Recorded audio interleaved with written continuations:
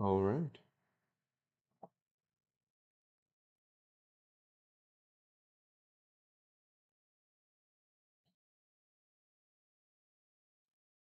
Is this up? Let's see. It is. That's fine. And then let's pop this out.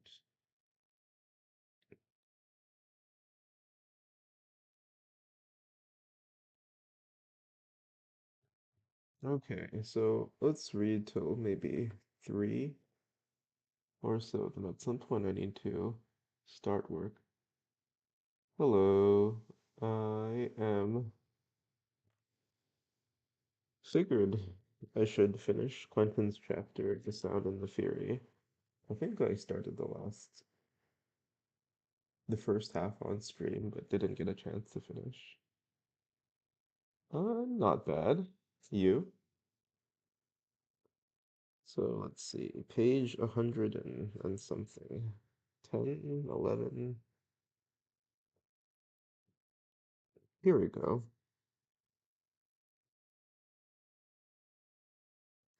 Right. So he is, yeah, Merry Christmas to you too. Helping, so found some little girl, Italian girl, and they're looking for her house. She moved along just under my elbow. We went on. The houses all seemed empty, not a soul in sight. A sort of breathlessness that empty houses have, yet they couldn't all be empty. All the different rooms, if you could just slice the walls away, all of a sudden, madame, your daughter, if you please. No, madame, for God's sake, your daughter. She moved along just under my elbow, her shiny pigtails, then the last house played out, and the road curved out of sight beyond a wall, following the river. Oh, really? Are you a fan? I mean, so I've been I want to so I have here The Sound and the Fury, and I mean I really want to read Absalom, which is I mean I read some of the prose and it's just so good. But I figured I should get through this first. I mean it's shorter and it's not as dense.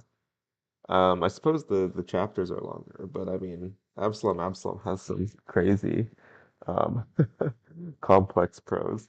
I mean, the other thing, so I'm in Toronto over the break, and then so I brought some books with me. The other one is Mason and Dixon. So I read Gravity's Rainbow in its entirety. Oh, okay, really, really. Yeah, I mean, I'm only like 150-ish pages through. But it's quite nice. I mean, it took a while to get used to it took a while to get used to the you know, like the prose of it of like Faulkner writes in like the English of the late 1700s. But I mean, I think it's really interesting how he talks about the follies of the age of reason, I guess. Um, and I mean, there's this nice, I think, line in the first 100 pages about things resolving to certainty. Um, Wait, do you mean you like Mason and Dixon or Gravity's Rainbow? Um, I mean, here you have this. I mean, at the end of at the end of Gravity's Rainbow, he talks about America being like a gift from the Europeans, right? This chance to start off anew. It could it need not inherit the sins, the death of old Europe, but indeed it did. But I guess in the time of Mason and Dixon, right, like America is this new frontier. It's totally unexplored, and it could be anything. It could be anything really. There's like endless possibilities, and sort of you get to see the experience of two frontsmen, a surveyor and an astronomer, as they take this untamed wilderness and start drawing lines on it, which will become, um, well, it'll have significant consequences for the Civil War, right? That's another thing about Pynchon I really like. Um, oh, what's this? Yeah, that's another thing about Pynchon I really like. It's that, I mean, take Gravity's Rainbow, right? Like people say Gravity's Rainbow is about Vietnam, but like I guess because it takes place at the end of World War II, and I guess Pynchon's sort of contention is that everything that was to surge its like show its head in Vietnam already was established by the end of the war. Like if you're paying attention, it's really all there, and you need to look no further. And I suppose the same is true with America regarding the Civil War, right? Like the seeds are already sown by the time it became a nation in the first place. And so yeah, I look forwards to reading all that. But Gravity's Rainbow, it's such a great book. I mean, I read it like a few months ago, and not a day has gone by without me being able to think about it. It's yeah, it's incredible. I mean, it makes me want to write, which is perhaps the the best compliment I can give Pynchon. But back to Faulkner. The woman was emerging from the broken gate with a shawl over her head and clutched under her chin. The road curved on, empty. I found a coin and gave it to the little girl. A quarter. Goodbye, sister, I said. Then I ran. I ran fast, not looking back. Just before the road curved away, I looked back. She stood in the road, a small figure clasping the loaf of bread to her filthy little dress, her eyes still and black and unwinking. I ran on. A lane turned from the road. I entered it, and after a while I slowed to a fast walk. The lane went between back premises, unpainted houses with more of those gay and startling colored garments on lines, a barn broken backed, decaying quietly among rank orchard trees, unpruned and weed choked, pink and white and murmurous with sunlight and with bees. I looked back. The entrance to the lane was empty. I slowed still, more my shadow was pacing me, dragging its head through the weeds that hid the fence. The lane went back to a barred gate, become defunctive in grass, a mere path scarred quietly into new grass. I climbed the gate into a woodlot and crossed it, and came to another wall and followed that one, my shadow behind me now. There were vines and creepers where at home could be honeysuckle. Coming and coming, especially in the dusk when it rained, getting honeysuckle all mixed up in it as it weren't. Sorry. Especially in the dusk when it rained, getting honeysuckle all mixed up in it, as though it were not enough without that, not unbearable enough. What did you let him for? Kiss, kiss. I didn't let him. I was making him watching me, getting mad.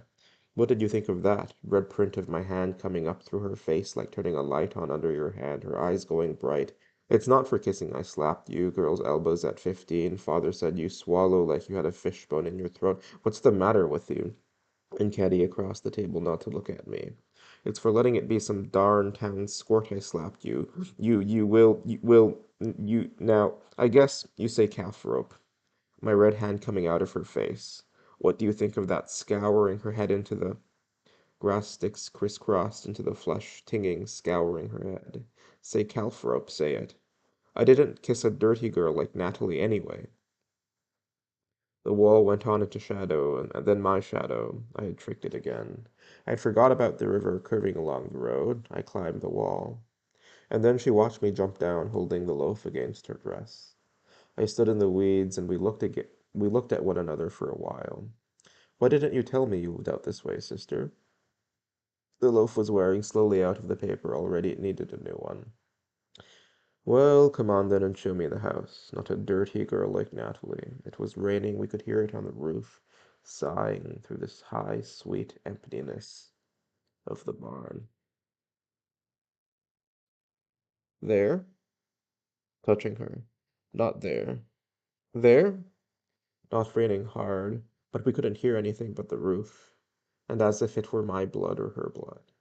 She pushed me down the ladder and ran off, and left me, Caddy did. Was it there it hurt you when Caddy did run off, or was it there? Oh. She walked just under my elbow, the top of her patent leather head, the loaf fraying out of the newspaper. If you don't get home pretty soon, you're gonna wear that loaf out, and then what'll your mama say? I bet I can lift you up. You can't, I'm too heavy. Did Caddy go away? Did she go to the house? You can't see the barn from our house. Did you ever try to see the barn from? It was her fault. She pushed me away. She ran away. I can lift you up. See how I can? Oh, her blood or my blood. Oh. We went on in the thin dust, our feet silent as rubber in the thin dust where pencils of sun slanted in the trees. And I could feel water again running swift and peaceful in the secret shade. You live a long way, don't you? You're mighty smart to go this far to town by yourself. It's like dancing, sitting down. Did you ever dance sitting down? We could hear the rain, a rat in the crib, the empty barn vacant with horses. How do you hold to dance? Do you hold like this? Oh, I used to hold like this. You thought I wasn't strong enough, didn't you? Oh, oh. I hold to use like this. I mean, did you hear what I said? I said, oh. I mean, if I'm doing this, I may as well just open a PDF, I guess, on the screen. Um, I mean, it's not actually might be. Project Gutenberg. Is there a PDF? Um, I mean, I can do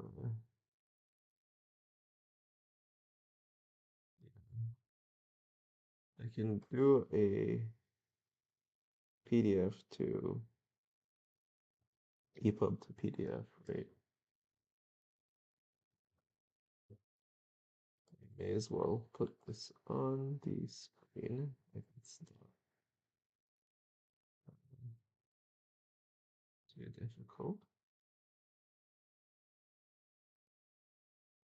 Oh yeah, I was looking at this also against the day after Mason and Dixon, one at a time.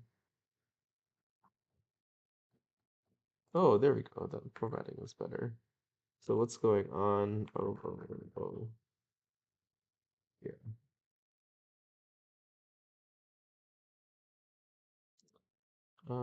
There you go. Let's move this here.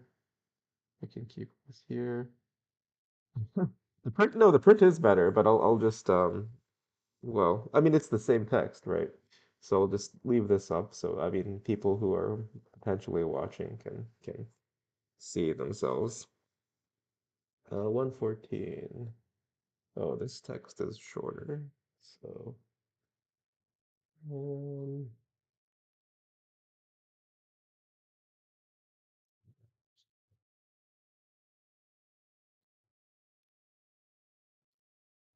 here we go. The road went on, still and empty, the sun slanting more and more. Her stiff little pigtails were bound at the tips with bits of crimson cloth.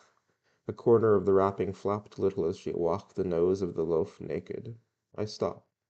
Look here, do you live down the road? We haven't passed a house in a mile almost. A house in a mile almost. She looked at me, black and secret and friendly. Where do you live, sister? Don't you live back there in town? There was a bird somewhere in the woods beyond the broken and infrequent slanting of sunlight. See, this part is like really pastoral, which is nice because you can sort of get out of Quentin's head for a minute and enjoy the June scenery in Cambridge. I mean, it's nice as someone doing school there. Um, but Quentin's never really able to get out of it, right? His neuroses carries them wherever he goes, and he's not able to distance himself from the trauma of his family, but we shall see. Where do you live, sister? Don't you live back in town? There was a bird somewhere in the woods beyond the broken and infrequent slanting of sunlight. Your papa's going to be worried about you. Don't you reckon you'll get a whipping for not coming straight home with that bread? The bird whistled again, invisible as a sound meaningless and profound, inflectionless, ceasing as though cut off with a blow of a knife, and again that sense of water swift and peaceful above secret places, felt, not seen, not heard. Yeah, the theme of rushing water is also really prevalent. I mean, well, lots of things, but. Oh, hell, sister. About half the paper hung limp. That's not doing any good now. I tore it off and dropped it beside the road. Come on, we'll have to go to town. We'll go back along the river. We left the road. Among the moss, little pale flowers grew, and the sense of water muted unseen. I hold to use like this, I mean I used to hold. She stood in the door, looking at us, her hands on her hips. You pushed me. It was your fault. It hurt me too. We were dancing sitting down. I bet Caddy can't dance sitting down. Stop that. Stop that. I was just brushing the trash off the back of your dress. You keep your nasty old hands off me. It was your fault. You pushed me down. I'm mad at you.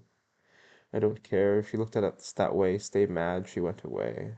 We began to hear the shouts, the splashings. I saw a brown body gleam for an instant. Stay mad. My shirt was getting wet in my hair across the roof, hearing the roof loud. Now I could see Natalie going through the garden among the rain. Get wet. I hope you catch pneumonia. Go on home, cowface. I jumped hard as I could into the hog wallow, the mud yellowed up to my waist, stinking. I kept on plunging until I felt down and rolled over in it. Hear them in swimming, sister? I wouldn't mind doing that myself, if I had time. When I have time, I could hear my watch. Mud was warmer than the rain. It smelled awful. She had her back turned. I went around in front of her. You know what I was doing?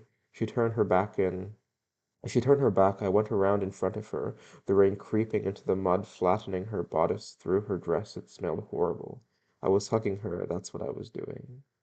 She turned her back. I went around in front of her. I was hugging her, I tell you. You don't give a damn what you are doing. You don't, I'll make you give a damn. She hit my hands away. I smeared mud on her with the other hand, and I couldn't feel the wet smacking of her hand. I wiped mud from my legs, smeared it on her wet, hard, turning body, hearing her fingers going into my face. But I couldn't feel it, even when the rain began to taste sweet on my lips. They saw us from the water first, head and shoulders. They yelled, and one rose, squatting, and sprang among them. They looked like beavers, the water lipping about their chins, yelling. Get that girl away. What did you want to bring a girl here for? Go on away. She won't hurt you. We just want to watch you for a while. They squatted in the water. Their heads drew into a clump, watching us, then they broke and rushed towards us, hurling water with their hands. We moved quick. Look out, boys. She won't hurt you. Go on away, Harvard.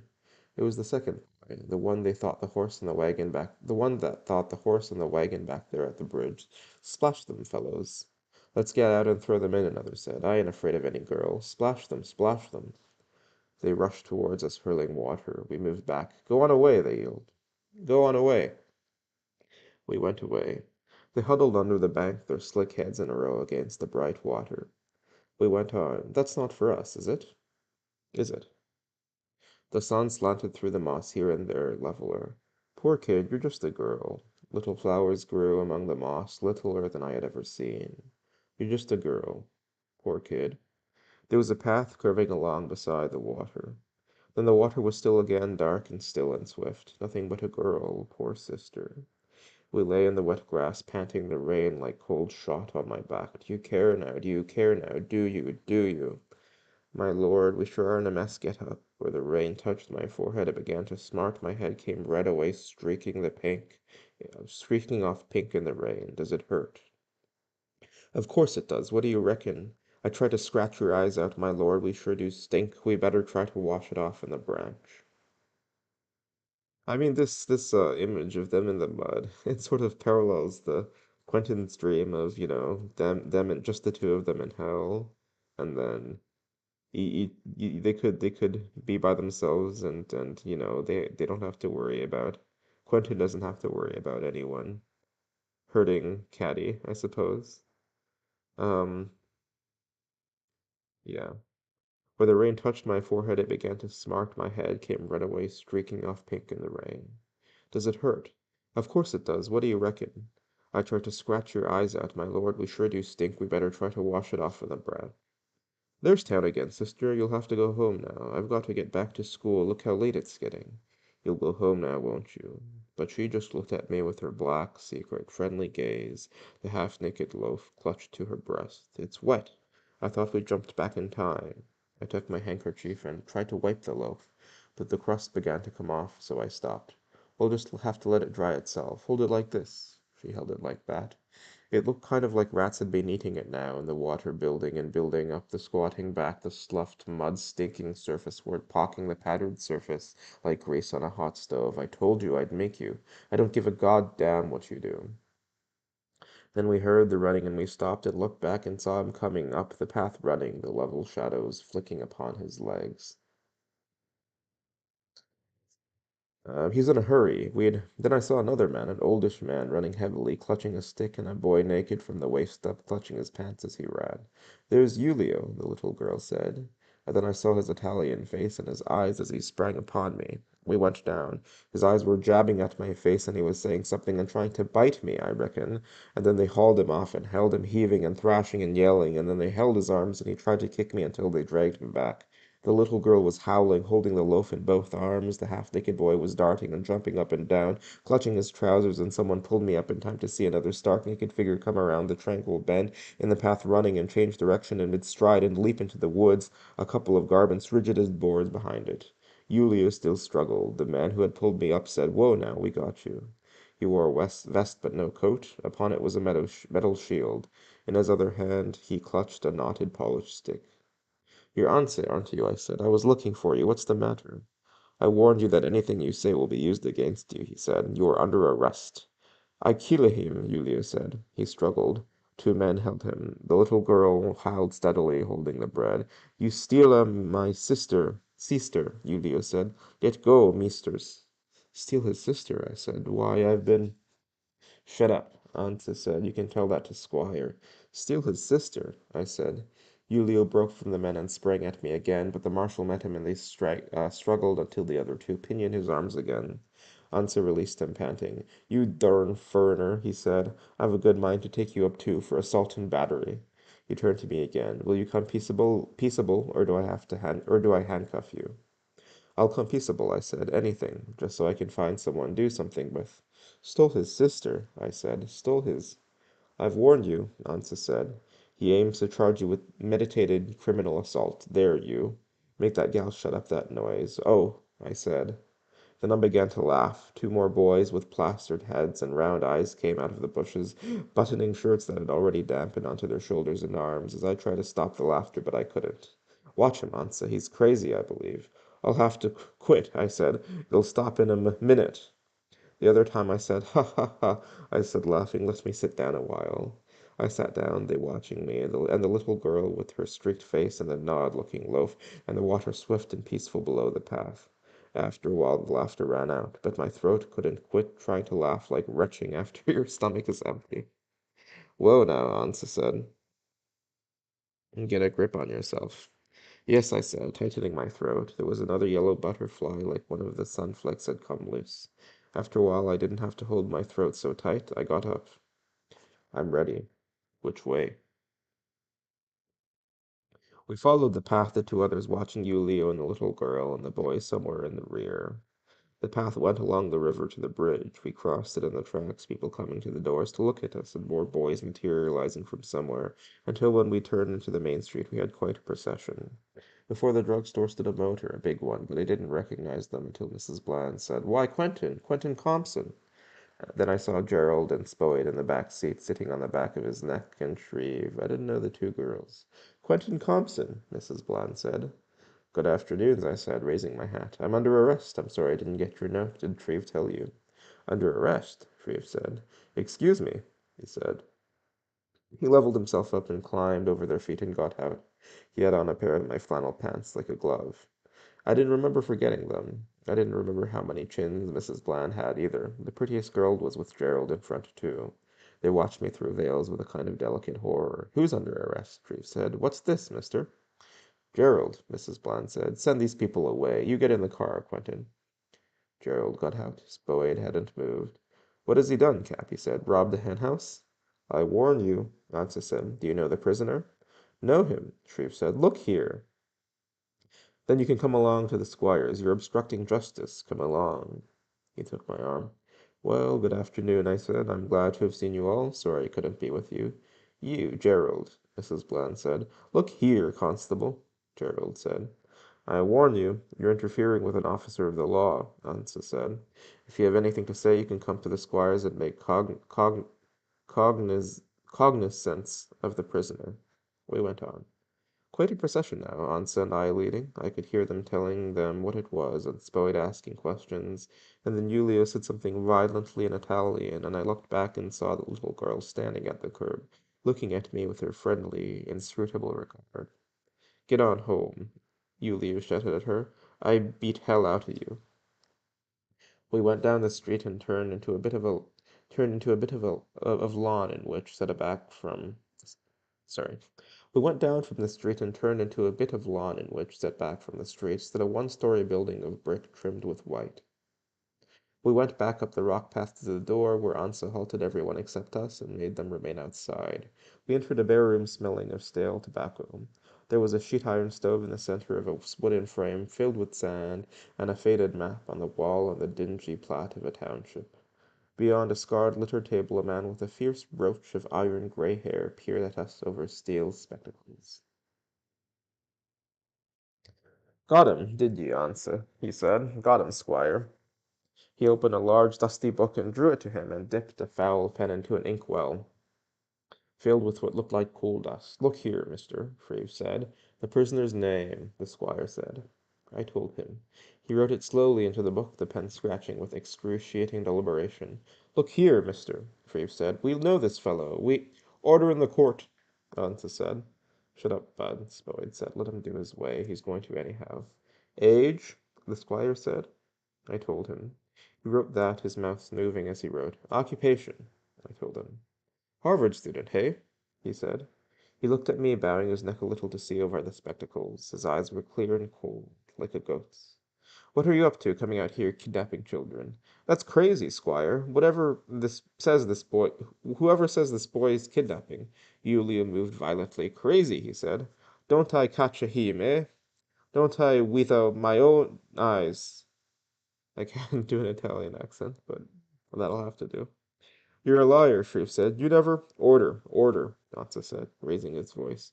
You fellers shut up, the squire said. If they don't stay quiet, turn 'em out, Danza. And they got quiet. The squire looked at Shreve, then at Spoid, then at Gerald. You know this young man? He said to Spoid. Yes, your honor, Spoid said. He's just a country boy in school up here. He don't mean no harm. I think the marshal will find it's a mistake. His father's a congregational minister. The squire said. What was you doing exactly? I told him, he watching me with his cold, pale eyes. How about it, Ansa? Might have been, Ansa said, them dern furriners. I am American, Yulia said. I got it a paper. I guess paper? Paper. Where's the gal? He sent her home, Ansa said. Was she scared or anything? Not till Yulia there jumped on the prisoner. They were just walking along the river path towards town, and some boys swimming told us which way they went. It's a mistake, squire, Spoid said. Children and dogs are always taking up with him like that. He can't help it. Hmm, the squire said. He looked out of the window for a while. We watched him. I could hear Yuliu scratching himself. The squire looked back. Are you satisfied the gal ain't took any hurt you there? No hurt now, Yuliu said sullenly. You quit work to hunt for her? Sure I quit. I run. I run like hell. Look a here, look a there. That man tellin' me he seen him give a her she eat. She go with the squire said. Well, son, I calculate you owe Ulio something for taking him away from his work. Yes, sir, I said. How much? Dollar, I calculate. I gave Ulio $1. Well, Spoid said, if that's all, I reckon he's discharged, your honor. The squire didn't look at him. How far did you run him, Ansa? 2 miles at least. Uh, duh, duh, duh. It was about 2 hours before we caught him. The squire said. He mused a while. We watched him, his stiff crest, the spectacles riding low on his nose. The yellow shape of the window grew slowly across the floor, reached the wall climbing. Dustmo swirled and slanted. $6. $6, Shreve said. What's that for? $6, the squire said. He looked at Shreve a moment, and at me again. Look here, Shreve said. Shut up, Spoid said. Give it to him, bud, and let's get out of here. The ladies are waiting for us. You got $6? Yes, I said. I gave him $6. Case dismissed, he said. You get a receipt, Shreve said. You get a signed receipt for that money. The squire looked at Shreve mildly. Case dismissed. he said without raising his voice. I'll be damned, Shreve said. Come on here, Spoyd said, taking his arm. Good afternoon, Judge. Much obliged. As we passed out the door, Yulia's voice rose again, violent, then ceased. Spoyd was looking at me, his brown eyes quizzical, a little cold. Well, Bud, I reckon you'll do your girl chasing in Boston after this. You damned fool, Shreve said. What the hell do you mean anyway, straggling off here, fooling with these damn wops? Come on, Spoyd said. They must be getting impatient. Mrs. Bland was talking to them. They were Mrs. Holmes and Mrs. Dangerfield, and then they quit listening to her and looked at me again with that delicate and curious horror, their veils turned back upon their little white noses and their eyes fleeing and mysterious beneath the veils. Quentin Compson, Mrs. Bland said. What would your mother say? A young man naturally gets into scrapes, but to be arrested on foot by a country policeman, what did they think he'd done, Gerald? Nothing, Gerald said. Nonsense. What was it? You, Spoyd. He was trying to kidnap that little dirty girl, but they caught him just in time, Spoyd said.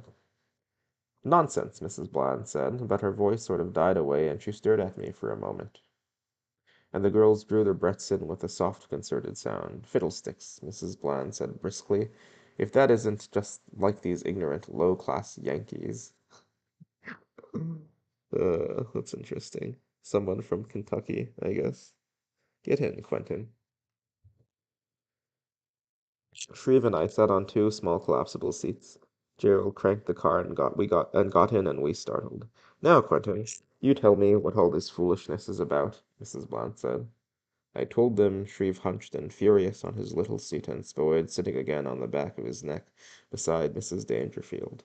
And the joke is, all the time Quentin had us all fooled, Spoyd said. All the time we thought he was the model youth that anyone could trust a daughter with until the police showed him up at his nefarious work. Hush up, Spoyd, Mrs. Bland said. We drove down the street and crossed the bridge and passed the house where the pink garment hung in the window. That's what you get for not reading my note. Why didn't you come and get it? Mr. Mackenzie said he told you it was there. Yes, I intended to, but I never went back to the room. You'd have let us sit there waiting I don't know how long if it hadn't been for Mr. Mackenzie.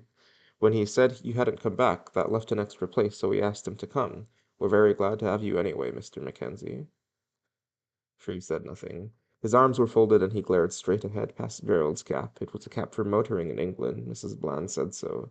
We passed that house and three others, and another yard where the little girl stood by the gate.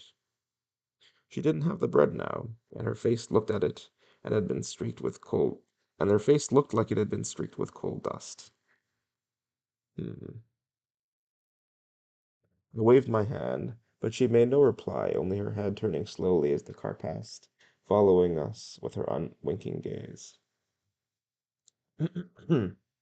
Then we ran past the wall, our shadows running along the wall. Then after all, we passed a piece of torn newspaper lying beside the road, and I began to laugh again. I could feel it in my throat, and I looked off into the trees where the afternoon slanted, thinking of afternoon and of the bird and the boy swimming. But still I could not stop it, and then I knew that if I tried too hard to stop it I'd be crying, and I thought about how I'd thought about I could not be a virgin with so many of them walking along in the shadows and whispering with their soft girl voices, lingering in the shadowy places, and the words coming out in perfume and eyes you could not see. But if it were that simple to do it, it would not be anything, and if it wasn't anything, what was I? And then Mrs. Bland said, Quentin, is he sick, Mr. Mackenzie? And then Shreve's fat hand touched my knee, and Spoade began talking, and I quit trying to stop it.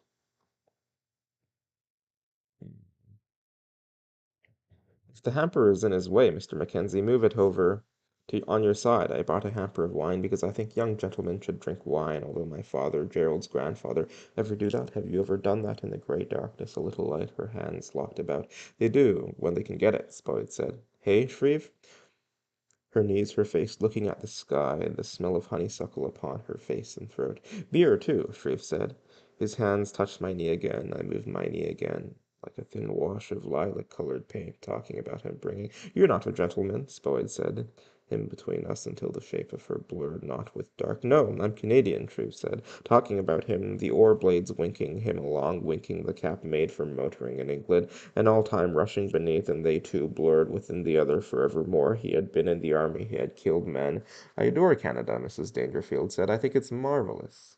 Did you ever drink perfume? Boyd said. With one hand he could lift her to his shoulders and run with her, running. No, Shreve said, running the beast with two backs, and she blurred in the winking oars, running the swine of Euboleus, running coupled with how many, Caddy? Neither did I, Spoid said. I don't know how many there was. Something terrible in me, father, I have committed. Have you ever done that? We didn't do that. Did we do that? And Gerald's grandfather always picked his own mint before breakfast, while the dew was on it. He wouldn't even let old Wilkie touch it. Do you remember, Gerald? But always gathered it himself and made his own julep. He was as crotchety about his julep as an old maid, measuring everything by a recipe in his hand. There was only one man he ever gave that recipe to. That was we did. How can you not know it? If you just wait, I'll tell you how it was. It was a crime. We did a terrible crime. It cannot be hid. You think it can, but wait. Poor Quentin, you never done that, have you? And I'll tell you how it was. I'll tell father, then it'll have to be me, because you love father, and then we'll have to go away amid the pointing and the horror, the clean flame. I'll make you say we did. I'm stronger than you. I'll make you know we did. You thought it was them, but it was me. Listen, I fooled you all the time. It was me. You thought I was in the house where that damn honeysuckle trying to not to think, the swing, the cedars, the secret surges, the breathing locked drinking, the wild breath, the yes, yes, yes, yes. Never to be drunk wine himself, but he always said that hamper, what book did you read? That and the one with where Gerald's rowing suit of wine was a necessary part of any gentleman's picnic breakfast. Did you love them, Caddy? Did you love them? When they touched me, I died. One minute she was standing there, the next he was yelling and pulling at her dress. Then they went into the hall and the stairs, yelling and shoving at her up the stairs to the bathroom door, and stopped her back against the door and her arm across her face, yelling and trying to shove her into the bathroom, where she came into supper. TP was feeding him. He started again, just whimpering at first, until she touched him, and then he yelled. She stood there, her eyes like cornered rats. Then I was running in the gray darkness. It smelled of rain and all flower scents, the damp warmed air released, and the crickets sawing away in the grass, pacing me with a small travelling island of silence. Fancy watched me across the fence, blotchy like a quilt on a line. I thought, damn that nigger, he forgot to feed her again. I ran down the hill in the vacuum of crickets like a breath travelling across her mirror. She was lying in the water, her head on the sand spit, the water flowing about her hips. There was a little more light in the water. Her skirt, half saturated, flopped along her flanks to the water's motion, in heavy ripples going nowhere, renewed themselves of their own movement. I stood on the bank. I smelled the honeysuckle. On the water gap the air seemed to drizzle with honeysuckle, and with the rasping of crickets, a substance you could feel on the flesh. Is Benji still crying? I don't know. Yes, I don't know. Poor Benji. I sat on the bank. The grass was damp a little. Then I found my shoes wet. Get out of that water. Are you crazy? But she didn't move. Her face was a white blur framed out of the blur of the sand by her hair. Get out now. She sat up. Then she rose. Her skirt flopped against her, draining. She climbed the bank, her clothes flopping, sat down. Why don't you wring it out? Do you want to catch cold? Yes. The water sucked and gurgled across the sand spit and on in the dark among the willows across the shallow. The water rippled like a piece of cloth holding a little light as water does. He's crossed all the oceans along the war. He's all around the world. Then she talked about him, clasping her wet knees, her face tilted back in the gray light, the smell of honeysuckle. There was a light in Mother's room and in Benji's where Teepee was putting him to bed. Do you love him? Her hand came out. I didn't move. It fumbled down my arm, and she held my hand flat against her chest, her heart thundering. No, no. Did he make you? Then did he make you then? He made you do it. Let him. He was stronger than you, and he tomorrow I'll kill him, I swear. It will. Father needn't know until afterward, and then you and I, nobody ever need know. We can take my school money. We can cancel my matriculation. Caddy, you hate him, don't you? Don't you? She held my hand against her chest, her heart thudding. I turned and caught her arm. Caddy, you hate him, don't you? She moved my hand up against her throat. Her heart was hammering there. Poor Quentin. Her face looked at the sky. It was low, so low that all smells and sounds of night seemed to have been crawled down, like under a slack tent, especially the honeysuckle. It had got into my breathing. It was on her face and throat like paint. Her blood pounded against my hand. I was leaning on my arm. It began to jerk and jump, and I had to pant to get any air at all out of that thick gray honeysuckle. Yes, I hate him. I would die for him. I've already died for him. I'll die for him over and over again every time this goes. When I lifted my hand, I could feel crisscross twigs and grass burning into the palm. Poor Quentin. She leaned back on her arms, her hands locked about her knees.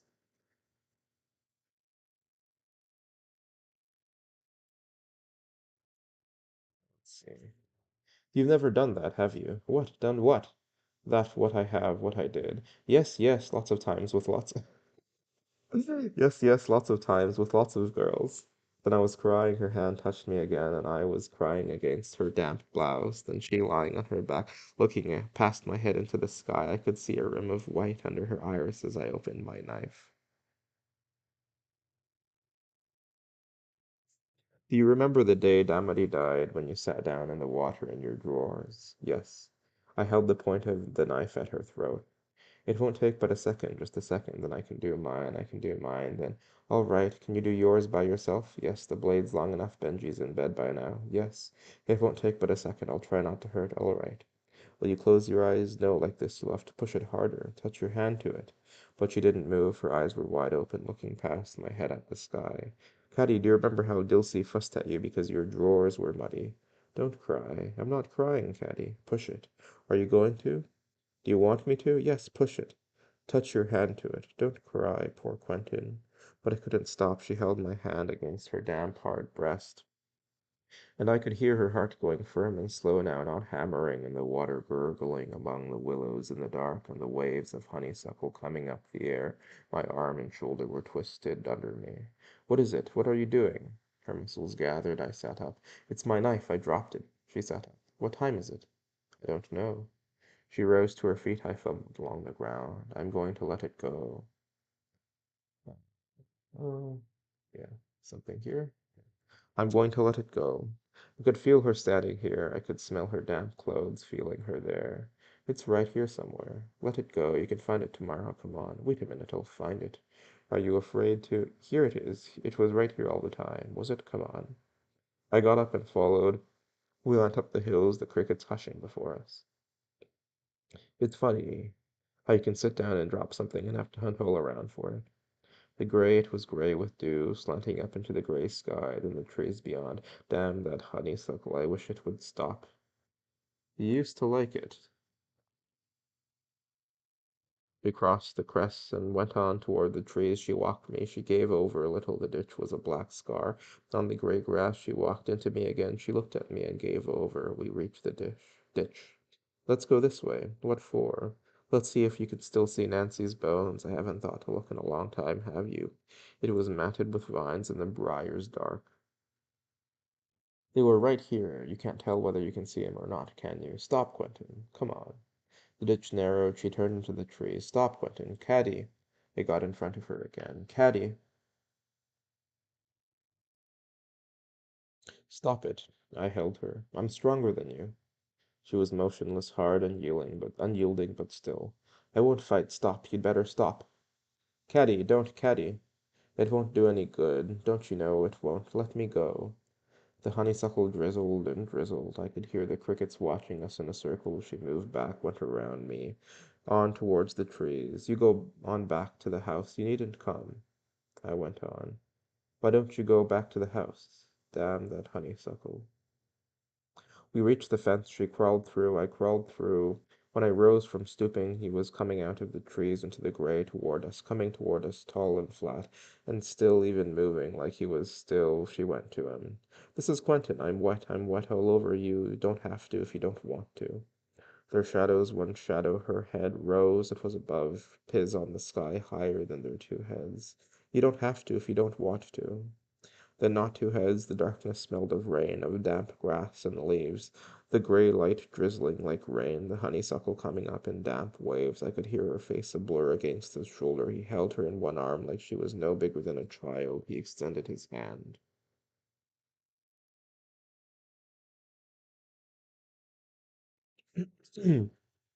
Glad to know you.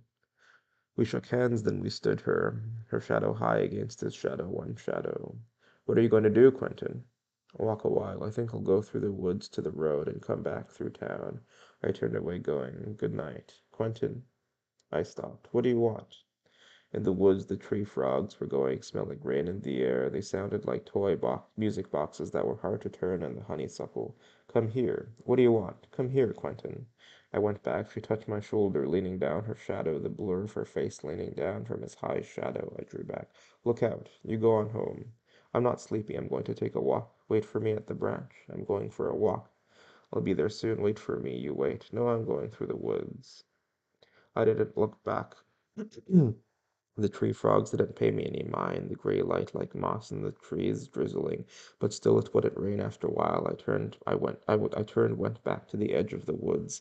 As soon as I got there, I began to smell honeysuckle again. I could see the lights on the courthouse clock and the glare of town, the square on the sky, and the dark willows along the branch, and the light in Mother's windows, the light still on in Benji's room, and I stooped through the fence and went across the pasture running. I ran in the gray grass among the crickets, the honeysuckle getting stronger and stronger, and the smell of water. Then I could see the water, the color of gray honeysuckle. Then I lay down on the bank with my face close to the ground so I couldn't smell the honeysuckle. I couldn't smell it then, and I lay, feeling the earth going through my clothes, listening to the water. And after a while I wasn't breathing so hard, and I lay there thinking that if I didn't move my face, I wouldn't have to breathe hard and smell it.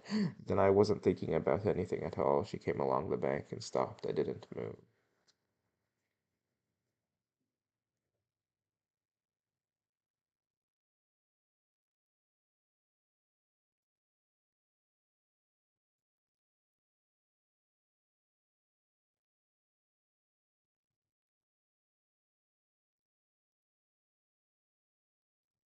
It's late. You go on home. What? You go on home. It's late. What is this? Yeah. Yeah. You go on home. It's late. All right. Her clothes rustles. I didn't move. They'd stopped rustling. Are you going in like I told you? I didn't hear anything. Caddy. Yes, I will if you want me to. I will.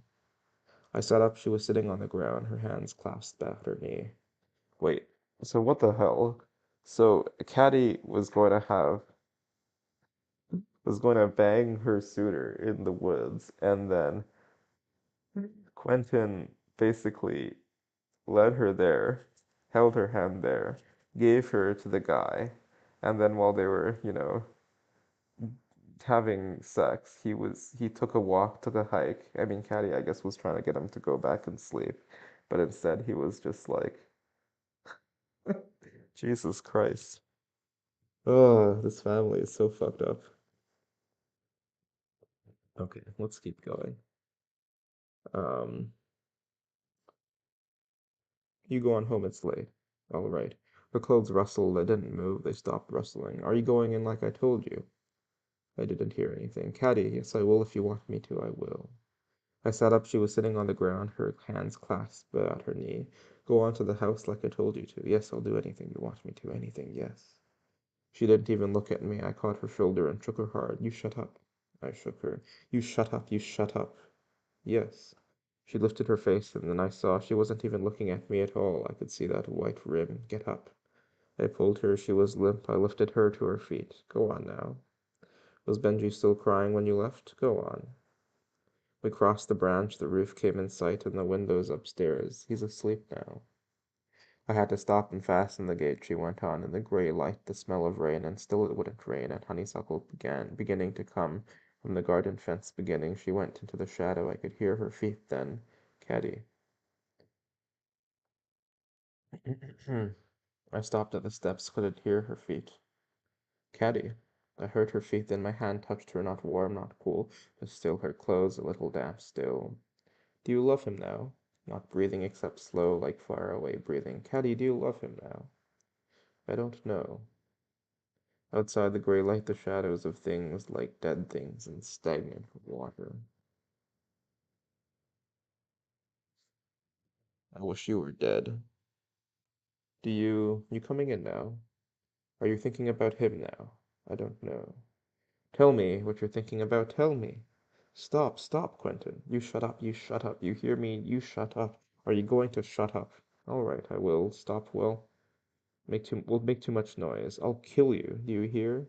Let's go out to the swing. They'll hear you here. I'm not crying. Do you say I'm crying? No, hush now. We'll wake Benji up. You go on into the shadow. Sorry, you go on into the house. Go on now. I am. Don't cry. I'm bad anyway. You can't help it. There's a curse on us. It's not our fault. Is it our fault? Hush, come on and go to bed now. You can't make me. There's a curse on us.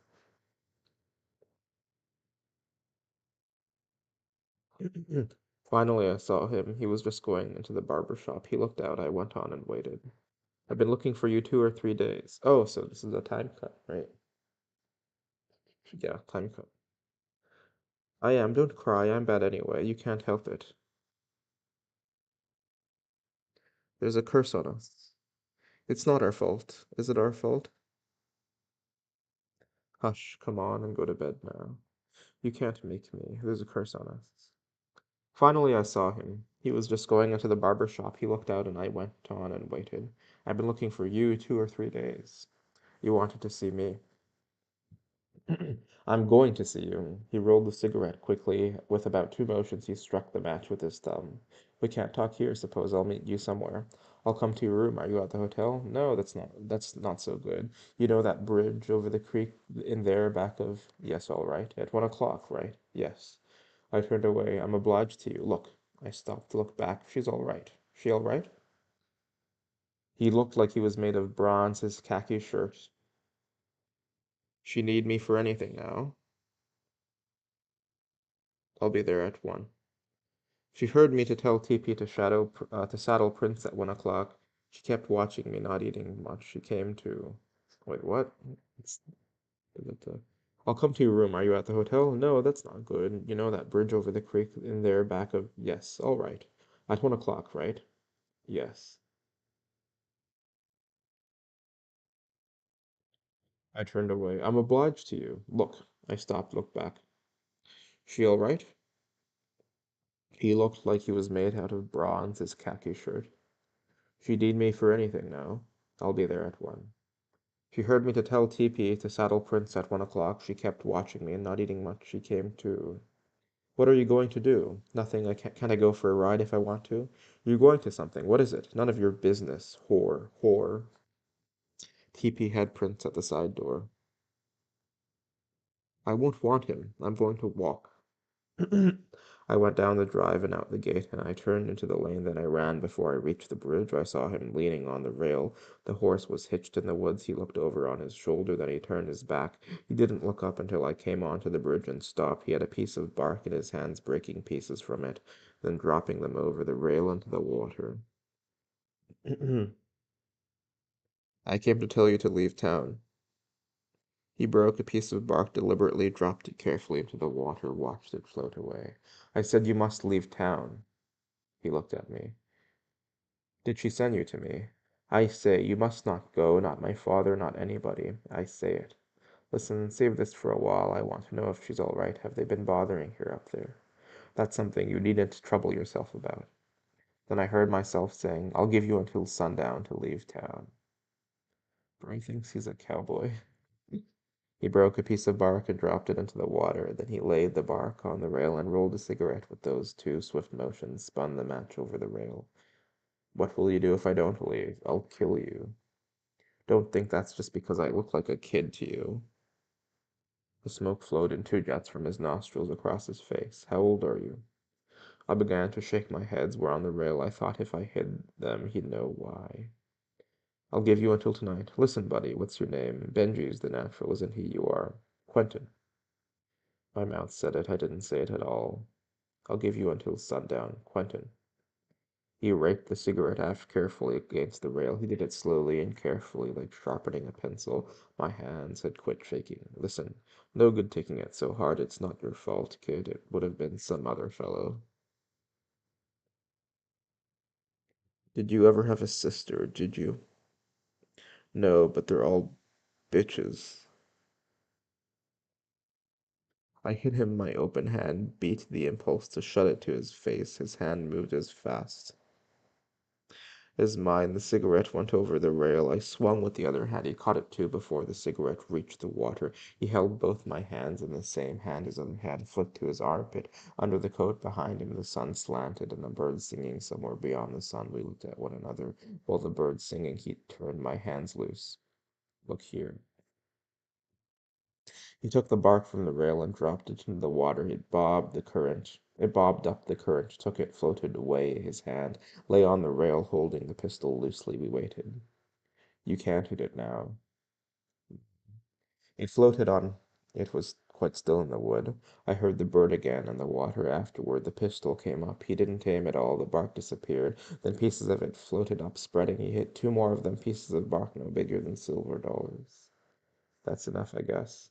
He swung the cylinder out and blew into the barrel. A thin wisp of smoke dissolved. He reloaded the three chambers, shot the cylinder he handed to me, butt first. What for? I won't try to beat that. You'll need it from what you'll need it from what you said. I'm giving you this one because you've seen what it'll do. To hell with your gun. I hit him. I was still trying to hit him long after he was holding my wrists, but I still tried. Then it was like I was looking at him through a piece of colored glass. I could hear my blood, and then I could see the sky again, and the branches against it, and the sun slanted through them, and he holding me on my feet. Did you hit me? I couldn't hear. What? Yes. How did you feel? All right, let go. He let me go. I leaned against the rail. Do you feel all right? Let me alone. I'm all right. Can you make it home all right? Go on. Let me alone. You better not try to walk. Take my horse. No, you go on. You can hang the reins on the pommel and turn 'em loose. Hell, go back to the stable. Let me alone. You go on and let me alone. Jesus. My boy getting mogged so hard. What the fuck? Oh, God.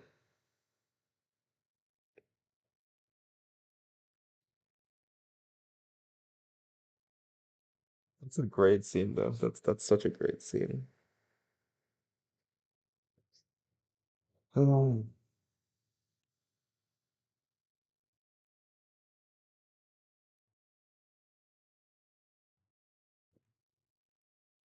let's go over that again. He raked the cigarette carefully off against the rail. He did it slowly and carefully, like sharpening a pencil. My hand had quit shaking. Listen, no good taking it so hard. It's not your fault, kid. And he would have been some other fellow. Did you ever have a sister, did you? No, but they're all bitches. I hit him. My open hand beat. The impulse to shut it to his face. His hand moved as fast as mine. The cigarette went over the rail. I swung with the other hand. He caught it too before the cigarette reached the water. He held both my hands in the same hand. His other hand flicked to his armpit. Under the coat behind him, the sun slanted and a bird singing. Somewhere beyond the sun, we looked at one another while the bird singing. He turned my hands loose. Look here. He took the bark from the rail and dropped it into the water. It bobbled up. The current took it, floated away. His hand lay on the rail, holding the pistol loosely. We waited. You can't hit it now. No. It floated on. It was quite still in the wood. I heard the bird again and the water afterward. The pistol came up. He didn't aim it at all. The bark disappeared, then pieces of it floated up, spreading the hit. He took two more of them, pieces of bark no bigger than silver dollars. That's enough, I guess. He swung the cylinder out and blew into the barrel. A thin wisp of smoke dissolved. He reloaded the three chambers, shut the cylinder. He handed it to me, butt first. What for? I won't try to beat that. You'll need it from what you said. I'm giving you this one because you've seen what it'll do. To hell with your gun. I hit him. I was still trying to hit him long after he was holding my wrists, but I still tried. Then it was like I was holding at him through a piece of colored glass. I could hear my blood, and then I could see the sky again and branches against it, and the sun slanting through them, and he holding me on my feet. Did you hit me? I couldn't hear. What? Yes, how do you feel? All right, let go. He let me go. I leaned against the rail. Do you feel all right? Let me alone. I'm all right. Can you make it home all right? Go on, let me alone. You'd better not try to walk. Take my horse. No, you go on. You can hang the reins on the pommel and turn them loose. Hell, go back to the stable. Let me alone. You go on and let me alone. I leaned on the rail looking at the water. I heard him untie the horse and ride off, and after a while I couldn't hear anything but the water and then the bird again. I left the bridge and sat down with my back against the tree and leaned my head against the tree and shut my eyes. A patch of sun came through and fell across my eyes, and I moved a little farther around the tree. I heard the bird again and the water, and then everything sort of rolled away, and I didn't feel anything at all. I felt almost good after all these days and nights with honeysuckle coming out of the darkness into my room where I was trying to sleep, even when, after a while, I knew that he hadn't hit me. He had just lied about that for her sake, too. And then I had just passed out like a girl. But even that didn't matter anymore, and I just sat there. against the tree with little flecks of sunlight brushing across my face like yellow leaves on a twig, listening to the water, not thinking about anything at all, even when I heard the horse coming fast. I sat there with my eyes closed and heard its feet bunch, scattering the hissing sand and feet running on her hard, running hands. Jeez.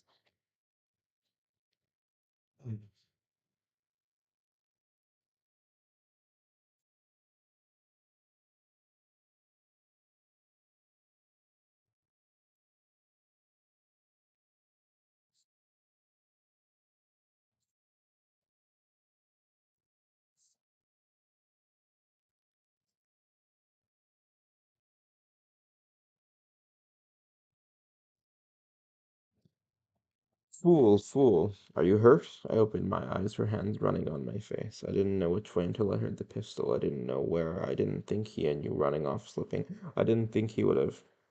She held my face between her hands, bumping my head against the tree. Stop, stop that.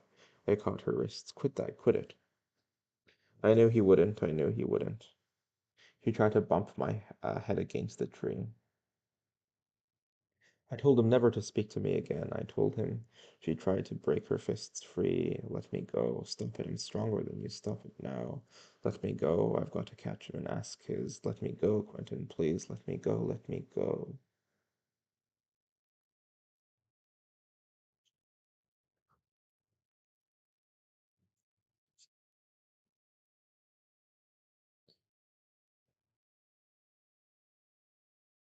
All at once she quit her wrists went lax. Yes, I can tell him. I can make him believe any time I can make him. Caddy. She hadn't hitched Prince. He was liable to strike out for home if the notion took him. Any time he will believe me. Do you love him, Caddy? Do I what? She looked at me, then everything emptied out of her eyes, and then they looked like the eyes in the statues, blank and unseeing and serene. Put your hand against my throat. She took my hand and held it flat against her throat. Now say his name, Dalton Ames. I felt the first surge of blood there. It surged in strong, accelerating beats. Say it again. Her face looked off into the trees where the sun slanted and where the bird. Say it again. Dalton Ames. Her blood surged steadily, beating and beating against my hand. I kept on running for a long time, but my face felt cold and sort of dead, and my eye, and the cut place on my finger was smarting again. I could hear Shreve working the pump. And then he came back with the basin and a round blob of twilight wobbling in it, with a yellow edge like a fading balloon, and then my reflection. I tried to see my face in it. Has it stopped? Shreve said. Give me the rag. He tried to take it from my hand. Look out, I said. I can do it. Yes, it's almost about stopped. It's about stopped now. I dipped the rag again, breaking the balloon. The rag stained the water. I wish I had a clean one. You'll need a piece of beefsteak for that eye, Shreve said. Damn if you won't have a shiner tomorrow. That son of a bitch, he said. Did I hurt him any? I wrung out the handkerchief and tried to clean the blood off my vest. You can't get that off, Shreve said. You'll have to send it to the cleaners. Come on, hold it on your eye, why don't you? I can get of it off, I said, but I wasn't doing much good. What sort of shape is my collar in? I don't know, Shreve said. Hold it against your eye, here. Look out, I said. I can do it. Did I hurt him any? You may have hit him. I may have looked away just then or blinked or something. He boxed the hell out of you. He boxed you all over the place. What did you want to fight him with your fists for, you goddamn fool? How do you feel? I feel fine, I said. I wonder if I can get him anything. I can get it something to clean my vest. Oh, forget your damn clothes. Does your eye hurt? I feel fine, I said. Everything was sort of violet and still, the sky green paling to gold beyond the gable of the house and a plume of smoke rising from the chimney without any wind. I heard the pump again. A man was filling a pail, watching us across his pumping shoulder. Omen crossed the door, but she didn't look out. I could hear a cow lowing somewhere. Again, the pastoral.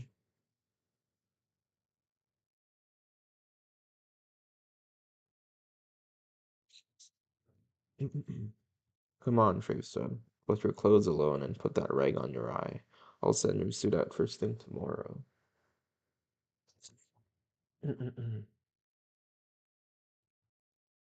All right, I'm sorry I didn't bleed on him a little at least, son of a bitch, Shreve said. Spoyd came out of the house talking to the woman, I reckon, and crossed the yard. He looked at me with his cold, quizzical eyes. Well, bud, he said, looking at me, I'll be damned if you don't go to a lot of trouble to have your fun, kidnapping, then fighting. What you do on your holidays, burn houses? I'm all right, I said. What did Mrs. Bland say? She's giving Gerald hell for bloodying you up. She'll give you hell for letting him when she sees you. She don't object to the fighting. It's the blood that annoys her. Uh, I think you lost caste with her a little by not holding your blood better. How do you feel?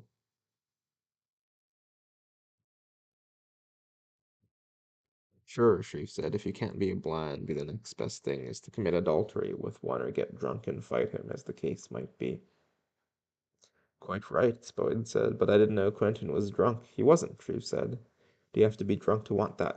Do you have to be drunk to want to hit that son of a bitch? Well, I think I have to be pretty drunk to try it after seeing how Quentin came out. Where do you learn to box? He's been going to Mike's every day over in town, I said. He has? Boyd said. Did you know that when you hit him? I don't know, I said. I guess so, yes. Wet it again, Shreve said. Want some fresh water? This is all right, I said. I dipped the cloth again and held it to my eye. Wish I had something to clean my vests. Boyd was still watching me. Say, he said, what you hit him for? What was it he said? I don't know. I don't know why I did. The first I knew was when you jumped all of a sudden and said, did you ever have a sister, did you? And when he said no, you hit him.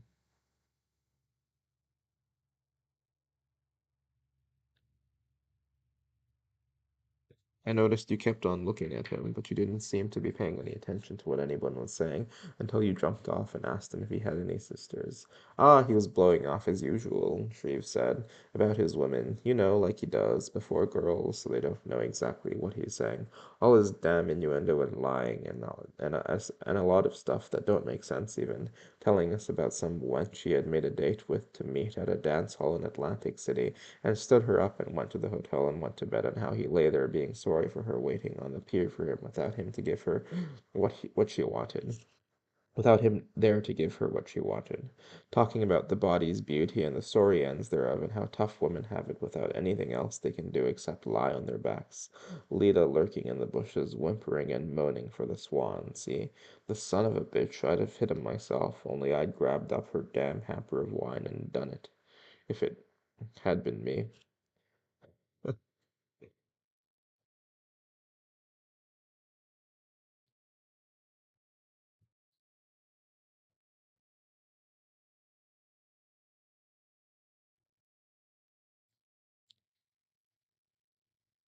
Interesting. Talking about the body's beauty and the sorry ends thereof, and how tough women have it without anything else they can do except lie on their backs. Lita lurking in the bushes, whimpering and moaning for the swan. See, the son of a bitch, I'd hit him myself, only I'd grabbed up her damn hamper of wine and done it, if it had been me. Oh, Spoyd said, the champion of dames, Bud, you excite not only admiration but horror. He looked at me, cold and quizzical. Good God, he said. I'm sorry I hit him, I said. Do I look too bad to go back and get it over with? Apologies, hell, Shreve said. Let them go to hell. We're going to town. You have to go back so they'll know he fights like a gentleman, Spoyd said. Gets licked like one, I mean.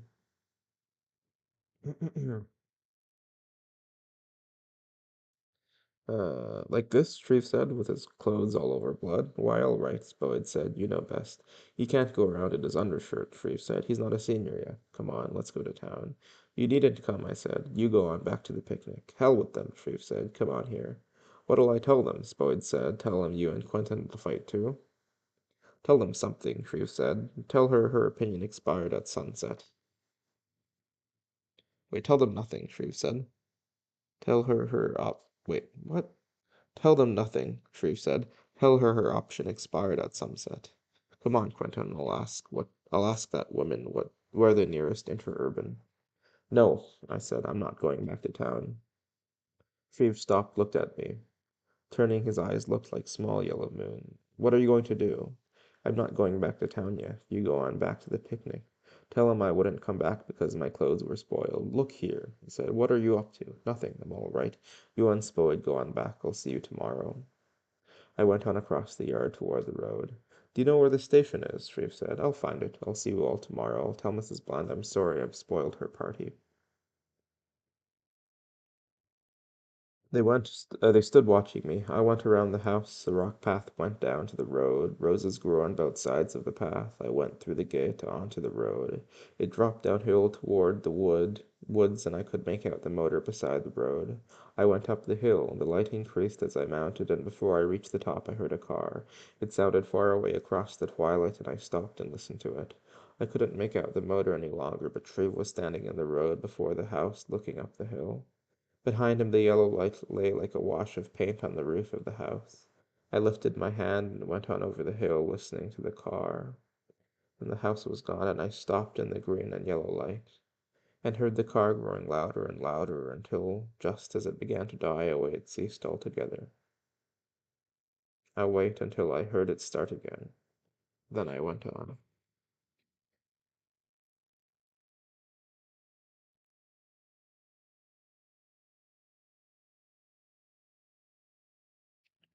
That's a really nice passage.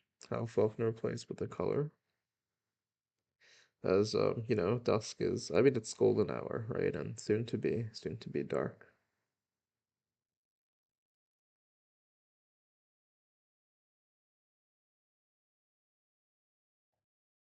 It's like this is the end game, sort of.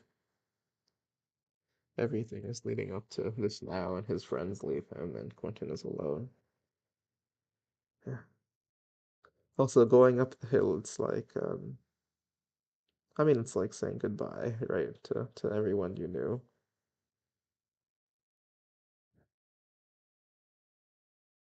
Yeah. And I suppose this is the final few pages, which is very dense, and so let's get to it. As I descended, the light dwindled slowly, and at the same time without wait. As I descended, the light dwindled slowly, yet at the same time without altering its quality, as if I and not light were changing, decreasing. Though even when the road ran into trees, you could have wait, what? As I descended, the light dwindled slowly, yet at the same time without altering its quality, as if I and not light were changing, decreasing. Though even when the road ran into trees, you could have read a newspaper.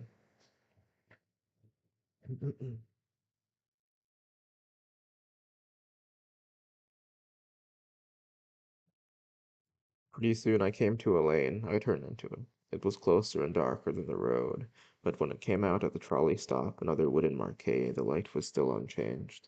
After the lane it seemed brighter, as though I had walked through a night in the lane and came out into morning again. Pretty soon the car came. I got on it. They turning to look at my eye and found a seat on the left side. The lights were on in the car, so while we ran between trees I couldn't see anything except my own face and a woman's across the aisle with a hat sitting right on top of her head, with a broken feather in it, but when we ran out of the trees I could see the twilight again, that quality of light as if time had really stopped for a while.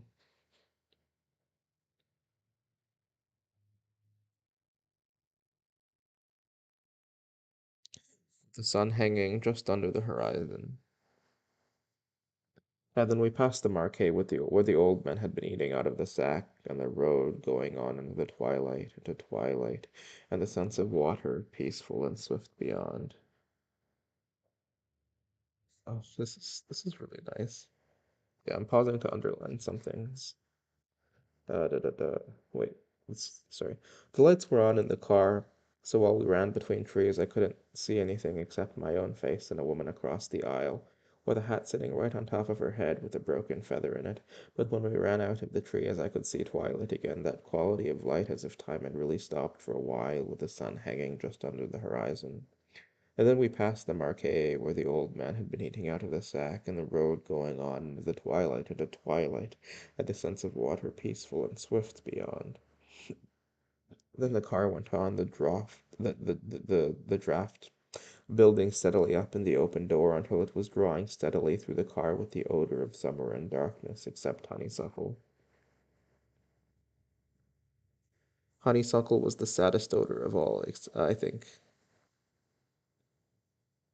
I remember lots of them. Wisteria was one.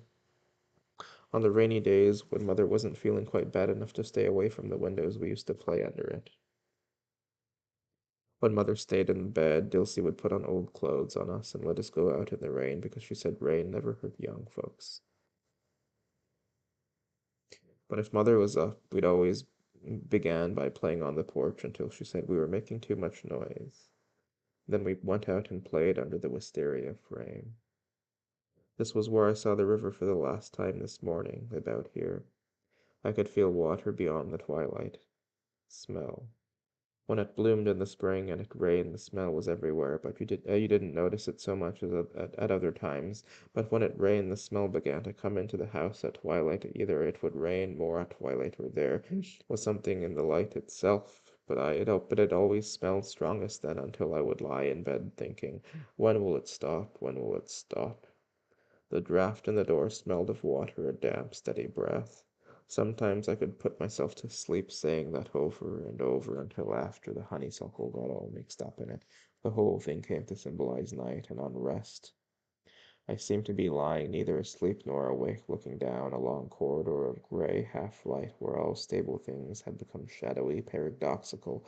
All I had done, shadows, all I had felt, suffered, taking visible form, antic and perverse, mocking without relevance, inherent to themselves with the denial of significance they could not have affirmed, thinking I was not who I was not who. That's just another incredible passage.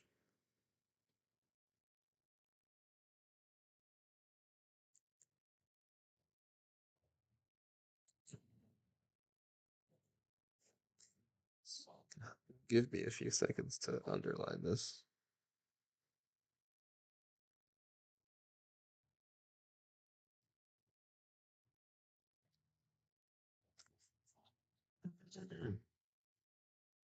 Sometimes I could put myself to sleep saying that over and over until after the honeysuckle got all mixed up in it. The whole thing came to symbolize night and unrest. I seemed to be lying neither asleep nor awake, looking down a long corridor of gray half-light where all stable things had become shadowy, paradoxical. All I had done, shadows, all I had felt, suffered, taking visible form, antic and perverse, mocking, without relevance, inherent to themselves, with the denial of the significance they should have affirmed, thinking I was not who I was not who.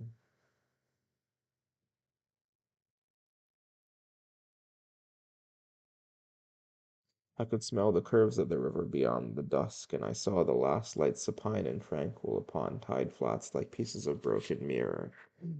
Then beyond them, light began in the pale clear air, trembling a little like butterflies, hovering a little way off.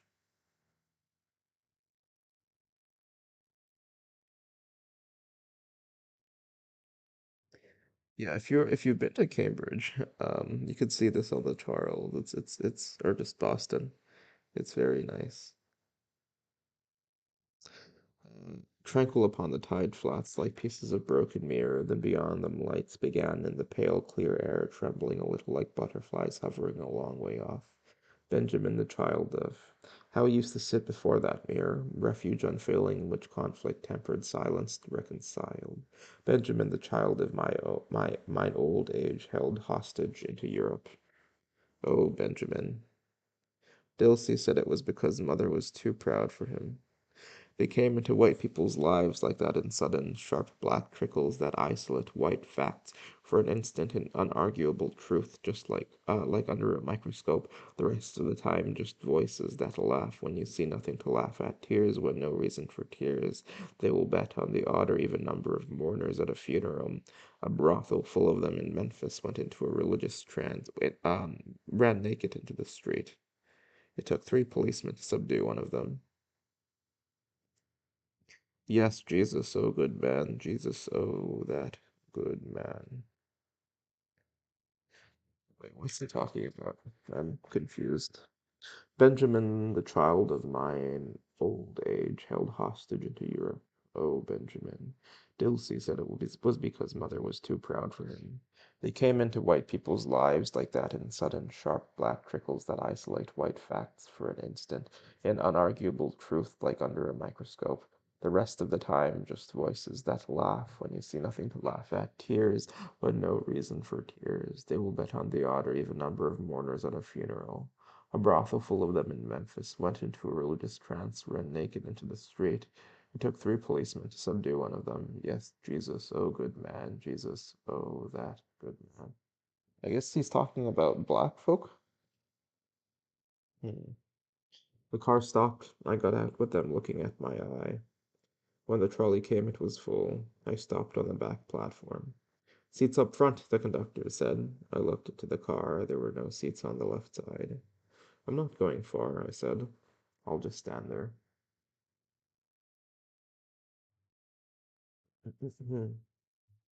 We crossed the river, the bridge that is arching slow and high into space between silence and nothingness, where lights, yellow and green, trembled in the clear air, repeating themselves.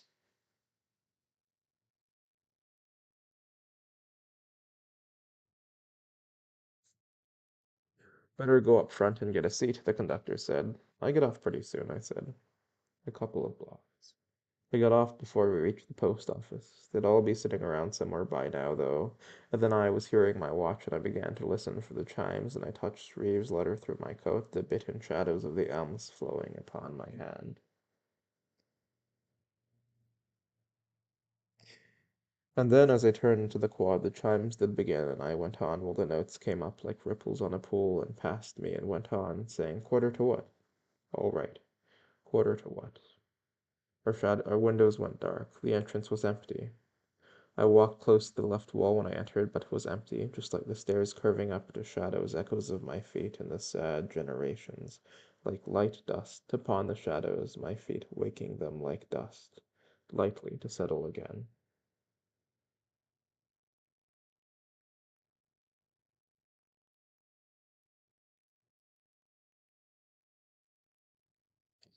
Wait, so I guess he's back in his room, right? I got off before we reached the post office. They'd all be sitting around somewhere by now, though.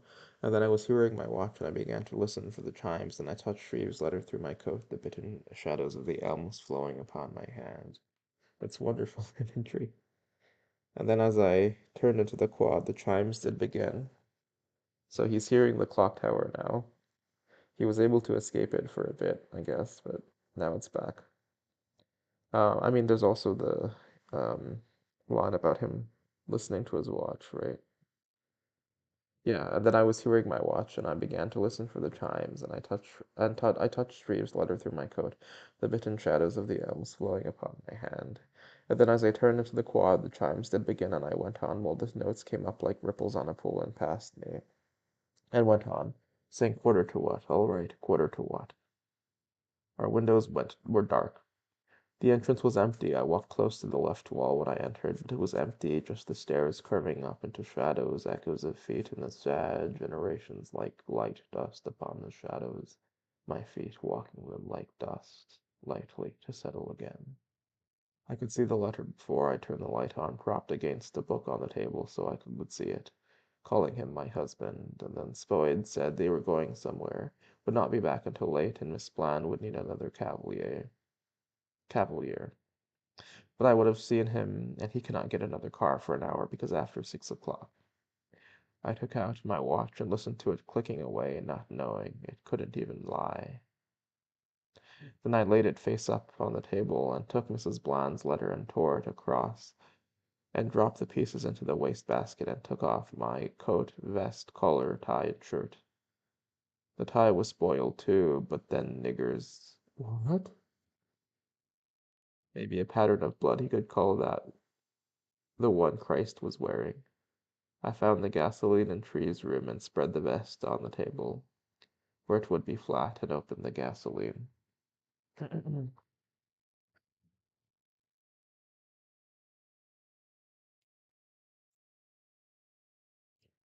I guess he's cleaning his shirt? Right, yeah.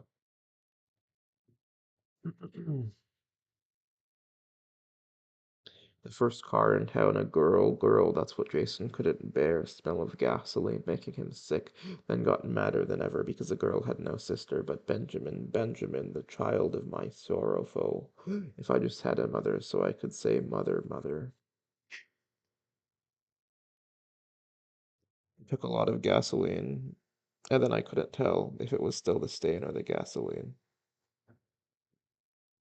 It had started the cut to smarting again, so when I went to wash, I hung the vest on a chair and lowered the light cord so that the bulb would be drying the splotch. I washed my face and hands, but even then I could smell it within the soap, stinging, constricting the nostrils a little. Then I opened the bag and took the shirt and collar and tie out and put the bloody ones in and closed the bag and dressed. While I was brushing my hair, the half hour went. But there was still the 3/4 anyway, except suppose seeing on the rushing darkness only his own face, no broken feather unless two of them, but not two like that, going to Boston the same night, then my face his face for an instant across the crashing, where out of darkness two lighted windows in rigid fleeing crash gone his face and mine, just I saw did I see not goodbye, the marquee empty of eating, the road empty in darkness and silence, the bridge arching into silence, darkness, sleep, the water peaceful and swift, not goodbye.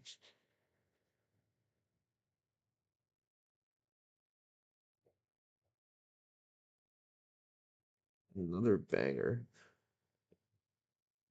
Well, I was brushing my hair the half hour went, but there was until the 3/4 anyway, except suppose, seeing on the rushing darkness only his own face, no broken feather,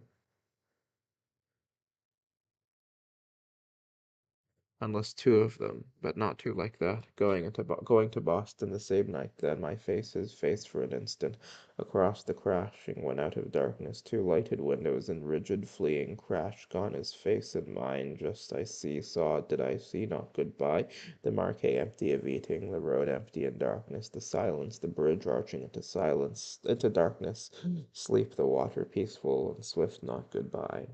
I turned out the light and went into my room out of the gasoline, but I could still smell it. I stood at the window, the curtains moved slow out of the darkness, touching my face, like someone breathing asleep, breathing slow into the darkness again, leaving the touch. After they had gone upstairs, mother lay back in her chair, the camphor handkerchief to her mouth. Father hadn't moved. He still sat beside her, holding her hand, the bellowing, hammering away like no place for it in silence. When I was little, there was a picture in one of our books, a dark place into which a single weak ray of light came slanting upon two faces lifted out of the shadow. You know what I'd do if I were king? She never was a queen or fairy, she was always a king or a giant or a general. I'd break that place open and drag them out, and I whip them good. It was torn out, jagged out. I was glad. I'd have to turn back into it until the dungeon was mother herself, she and father upward into weak light, holding hands, and us lost somewhere below even them, without even a ray of light. Then the honeysuckle got into it. As soon as I turned off the light and tried to go to sleep, it would begin to come into the room in waves, building and building up, until I would have to pant to get any air at all out of it, until I would have to get up and feel my way like when I was a little boy. Hands can see, touching the mind-shaping unseen door now nothing hands can see. My nose could see gasoline, the vest on the table, the corridor was still empty of all the feet in sad generation seeking water. Yet the eyes unseeing clenched like teeth, not disbelieving, doubting even the absence of pain, shin, ankle, knee, the long, invisible flowing of the stair railing were a misstep in the darkness, filled with sleeping mother, father, caddy, Jason, Maury, door. I am not afraid, only mother, father, caddy, Jason, Maury. Getting so far ahead, sleeping, I will sleep fast when I door. It was empty too, the pipes, the porcelain, the stained, quiet walls, the throne of contemplation. I had forgotten the glass, but I could hands can see, cooling, fingers invisible, swan throat where less than Moses raw, the glass touch, tentative, not to drumming, lean, cool throat, drumming, cooling the metal, the glass full overflow, cooling the glass, the fingers flushing, sleep leaving the taste of dampened sleep in the long silence of the throat. I returned up the corridor, walking the lost feet in whispering battalions in the silence, into the gasoline, the watch telling its furious lie on the dark table.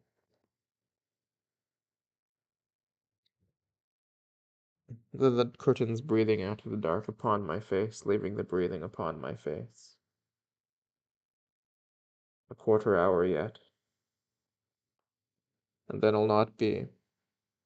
The peacefulest words, non fui, some, fui, non some. Somewhere I heard bells once, Mississippi or Massachusetts. I am not. Massachusetts or Mississippi. Sharif has a bottle in his trunk. Aren't you even going to open it? Mr. and Mrs. Jason Richmond Compson announced 3 times days. Aren't you even going to open it? Marriage of their daughter, Candace. That liquor teaches you to confuse the means with the ends. I am. Drink. I was not. Let us sell Benji's pastures so that Quentin may go to Harvard and I may knock my bones together and together. I will be dead in Was it 1 year, Caddy said. Treves has a bottle in his trunk, so I will not need Treves. I have sold Benji's pasture, and I can be dead in Harvard, Caddy said in the caverns and the grottos of the sea, tumbling peacefully to the wavering tides, because Harvard is such a fine sound. 40 acres is no high price for a fine sound. A fine, dead sound. We will swap Benji's pasture for a fine, dead sound. It will last him a long while, because he cannot hear it unless he can smell it. As soon as she came in the door, he began to cry. I thought all the time it was just one of those town squirts that father was always teasing her about until I didn't notice him any more than any stranger drummer. What thought they were army shirts until all of a sudden I knew he wasn't thinking of me at all as a potential source of harm, but was thinking of her when he looked at me, was looking at me through her like through a piece of colored glass. Why must you meddle with me? Don't you know it won't do any good? I thought you'd have left that for Mother and Jason. Did Mother set Jason to spy on you? I wouldn't have. Women only use other people's codes of honor. It's because she loves Caddy, staying downstairs even when she was sick so father couldn't kid Uncle Maury. Before Jason, father said Uncle Maury was too poor a classicist to risk the blind immortal boy in person. He should have chosen Jason because Jason would have made only the same kind of blunder Uncle Maury himself would have made, not one to get him a black eye. The Patterson boy was smaller than Jason, too. They sold the kites for a nickel apiece until the trouble over finances. Jason got a new partner, still smaller, one small enough anyway, because TP said Jason still treasurer, but father said why should Uncle Maury work if he, father, could support 5 or 6 niggers that did nothing at all but sit with their feet in the oven? He certainly could board and lodge Uncle Maury now and then and lend him a little money, who kept his father's belief in the celestial derivation of his own species. Not such a fine heap. Then mother would cry and say that father believed his people were better than hers, and he was ridiculing Uncle Maury to teach us the same thing. She couldn't see that father was teaching us that all men are just accumulations, dolls stuffed with sawdust, swept up from the trash heaps where all previous dolls had been thrown away, the sawdust flowing from what wound and what side that not for me died not. It used to be I thought of death as a man, something like grandfather. A friend of his, a kind of private and particular friend, like we used to think of grandfather's desk, not to touch it, not even to talk loud in the room where it was. I always thought of them as being together somewhere, all the time waiting for old Colonel Sartoris to come down and sit with them waiting on a high place beyond cedar trees. Colonel Sartoris was on a still higher place looking out across at something, and they were waiting for him to get done looking at it. And come down, grandfather wore his uniform, and we could hear the murmur of their voices from beyond the cedars. They were always talking, and grandfather was always right. The 3/4 began. The first note sounded measured and tranquil, serenely peremptory, emptying the unhurried silence for the other one. And that's it. If people could only change one another forever, that way merge like a flame, swirling up for an instant, then blown cleanly out along the cool eternal dark, instead of lying there trying not to think of the swing until all cedars came to have that vivid dead smell of perfume that Benji hated so. Just by imagining the clump, it seemed to me that I could hear under whispers, secret surges, smell the beating of hot blood under wild, unsecret flesh, watching against red eyelids, the swine untethered in pairs rushing coupled into the sea. And we must just stay awake and see evil done for just a little while. It's not always, and it doesn't have to be even that long for a man of courage. And he do you consider that courage? And I, yes, sir, don't you? And he, every man, is the arbiter of his own virtues, whether you Whether or not you consider it courageous is of more importance than the act itself, than any act otherwise. You cannot be in earnest, and I don't believe I am serious, and I think you are too serious to give me any cause for alarm. You wouldn't have felt driven to the expedient of telling me you have committed incest otherwise, and I I wasn't lying, and you wanted to sublimate a piece of natural human folly into a horror, and then exercise it with truth, and it was to isolate her out of the loud world, so that it would have to flee us out of necessity, and the sound of it would be as though it had never been. And did you try to make her do it, and I was afraid to. I was afraid she might, and then I wouldn't have done any good. But if I could tell you we did it, we could have been so, and then the others wouldn't be so, and the world would roar away. And now this other, you are not lying now either, but you are still blind to what is in yourself, to that part of general truth, the sequence of natural events and their causes, which shadows every man's brow. Even Benji's, you are not thinking of finitude, you are contemplating an apotheosis, in which a temporary state of mind will become symmetrical above the flesh, and aware both of itself and of the flesh. It will not quite discard, you will not even be dead, and I temporary, and he you cannot bear to think that some day it will no longer hurt you like this now we are getting at. You seem to regard it merely as an experience that will whiten your hair overnight, so to speak, without altering your appearance at all. You won't do it under these conditions. It will be a gamble, and the strange thing is that man who is conceived by accident, and whose every breath is a fresh cast with die already loaded against him, will not face that final main which he knows beforehand he is assured to face, without essaying expedients ranging all the way from violence to petty chicanery that would not deceive a child, until some day, in very disgust, he risks everything on a single blind turn of a card. No man ever does that under the first fury or despair of remorse or bereavement. He does it only when he has realized that even despair or remorse or bereavement is not particularly important to the dark diceman, and I temporary, and he it is hard to and he it is hard believing to think that a love or a sorrow is a bond purchased without design, and which matures willy-nilly and is recalled without warning to be replaced by whatever issue the gods happen to be floating at the time. No, you will not do that until you have come to believe that even she was not quite worth despair, perhaps, and I will not do that. Nobody knows what I know, and I think you'd better go up to Cambridge right away. You might go up to Maine for a month. You can afford it if you are careful. It might be a good thing watching Pennies has healed more scars than Jesus, and I suppose I realize what you believe I will realize up there next week or next month. And then you will remember that for you to go to Harvard has been your mother's dream since you were born, and no Compson has ever disappointed a lady, and I temporary it will be better for me, for all of us. And every man is the arbiter of his own virtues, but let no man prescribe for another man's well-being, and I temporary, and he was the saddest word of all. There is nothing else in the world. It is not despair until time. It is not even time until it was. The last note sounded. At last it stopped vibrating, and the darkness was still again. I entered the sitting room and turned on the light. I put my vest on. The gasoline was faint now, barely noticeable, and in the mirror the stain didn't show. Not like my eye did, anyway. I put on my coat. Shreve's letter crackled through the cloth, and I took it out and examined the address, and put it in my side pocket.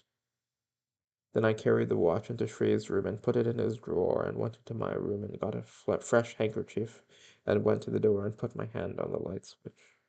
Then I remember I hadn't brushed my teeth, so I had to open the bag again. I found my toothbrush and got some of Shreve's paste, and went out and brushed my teeth. I squeezed the brush as dry as I could. I put it back in the bag and shut it, and went to the door again. Before I snapped the light out, I looked around to see if there was anything else. Then I saw that I had forgotten my hat. I'd have to go by the post office, and I'd be sure to meet some of them. And they'd think I was a Harvard Square student making like he was a senior. I had forgotten to brush it too. Shreve had a brush, so I didn't have to open the bag anymore. Oh, God.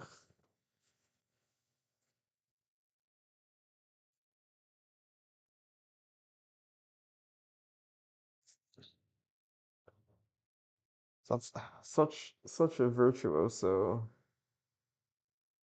set of pages.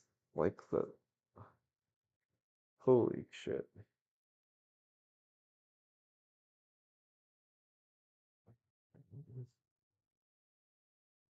Holy shit. And that's the end of Quentin's chapter. Next is Jason.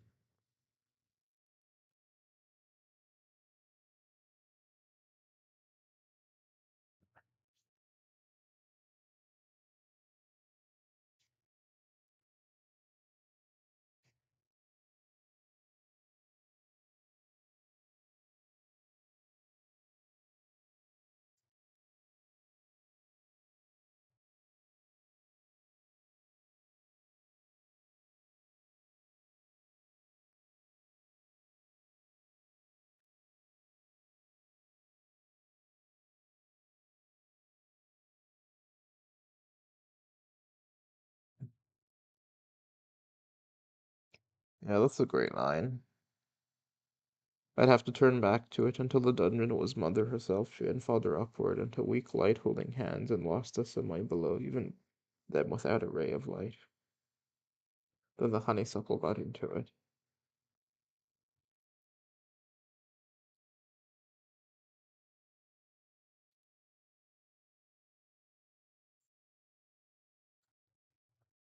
Mm.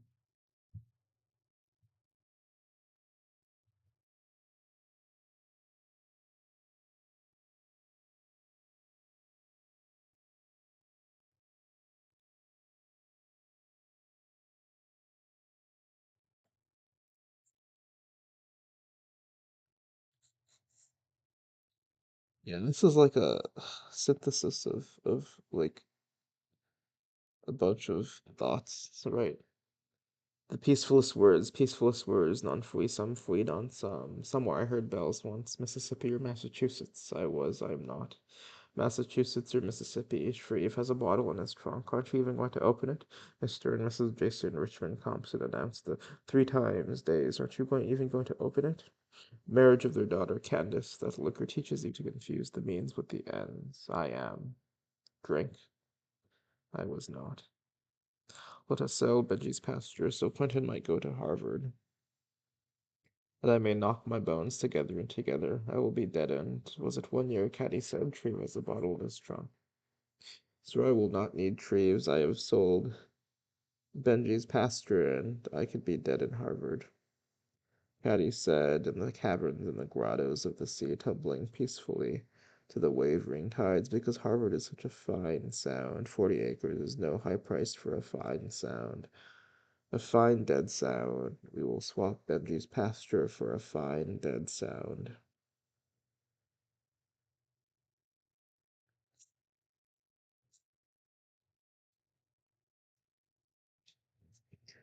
Then I knew he wasn't thinking of me at all as a potential source of harm, but was thinking of her when he looked at me, was looking at me through her like through a piece of colored glass. Why must you meddle with me? Don't you know it won't do any good? I thought you'd have left that for Mother and Jason.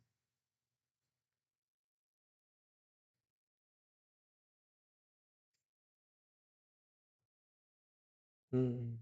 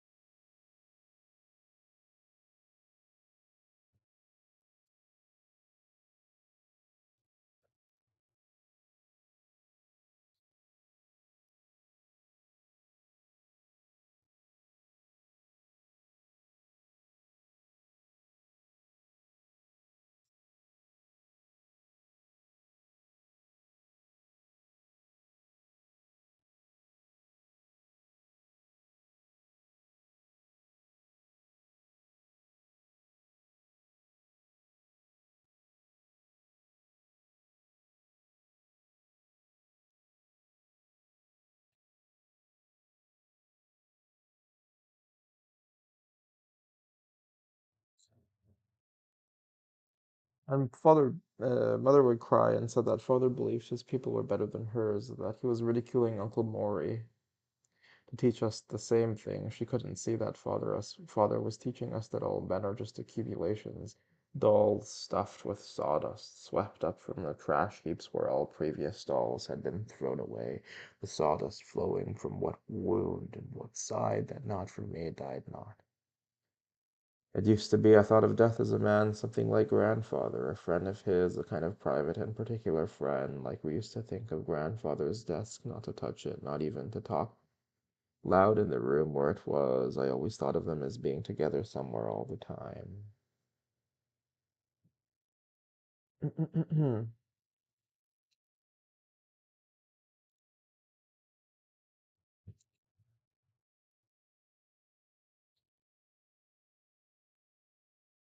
The three quarters began. The first note sounded measured and tranquil, serenely peremptory, emptying the unhurried silence for the next one, and that's it if people could only change one another forever. That way emerge like a flame swirling up for an instant, then blown cleanly out along the cool, eternal dark, instead of lying there trying to not to think of the swing until all cedars came to have that vivid dead smell of perfume that Benji hated so. Jeez. Just by imagining the clump, it seemed to me, like the clump of cedars, it seemed to me that I could hear whispers, secret surges, smell the beating of hot blood under wild and secret flesh, watching against red eyelids the swine untethered in pairs rushing coupled to the sea. And we must just stay away and see evil done for a little while. It's not always. And it doesn't even have to be even that long for a man of courage. And he, do you consider that courage? And I said, yes, sir, don't you? And he, every man is the arbiter of his own virtues. Whether or not you consider it courageous is of more importance than the act itself. Than any act otherwise. You cannot be in earnest. Than any act otherwise, you could not be in earnest. And I said, in earnest, and I, don't you believe I am serious? And he, I think you are too serious to give me any cause for alarm.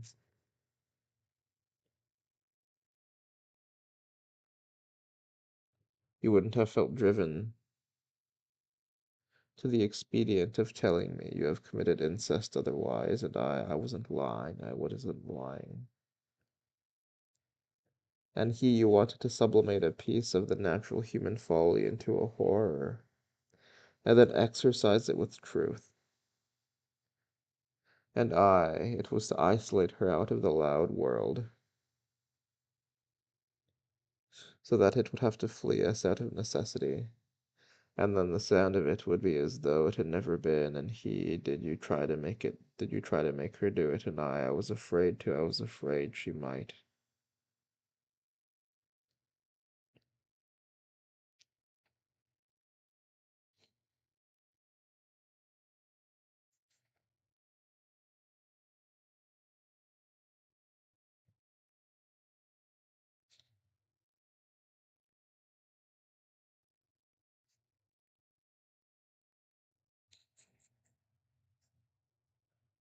And then the world would roar away.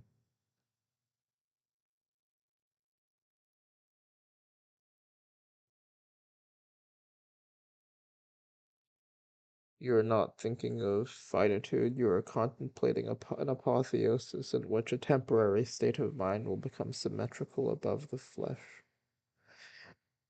And aware both of itself and of the flesh, it will not quite discard you. You will not even be dead, and I temporary, and you cannot begin to think.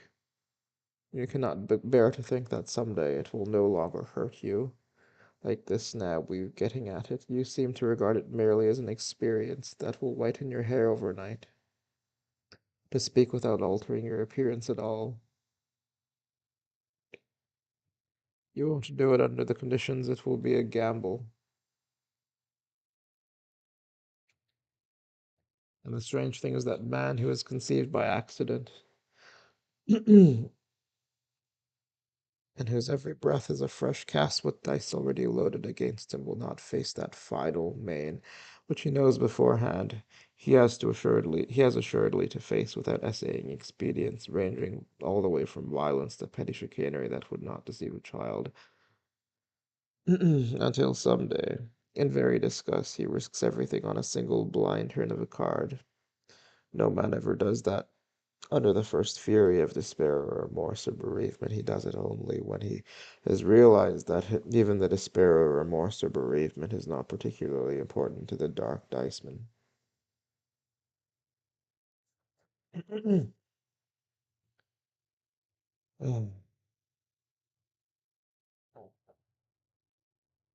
I temporary, and he it is hard believing. To think that a love or a sorrow is a bond purchased without design and which matures willy-nilly and is recalled without warning to be replaced by whatever issue the gods happen to be floating at the time. No, you will not do that until you have come to believe that even she was not quite worth despair, perhaps. And I will never do that. Nobody knows what I know, and that he think you'd better go up to Cambridge, and I think you'd better go up to Cambridge right away. You might go up into Maine for a month if you can afford it, if you are careful. It might be a good thing. Watching pennies has healed more scars than Jesus. And I suppose I realize what you believe I will realize up there next week or next month. And then you will remember that for you to go to Harvard has always been your mother's dream since you were born, and no Compson has ever disappointed a lady. And I temporarily. It will be better for me, for all of us. Every man is the arbiter of his own virtues, and let no man prescribe for another man's well-being. And I temporary. And he was the saddest word of all. There is nothing else in the world. It's not despair until time. It's not even time until it was.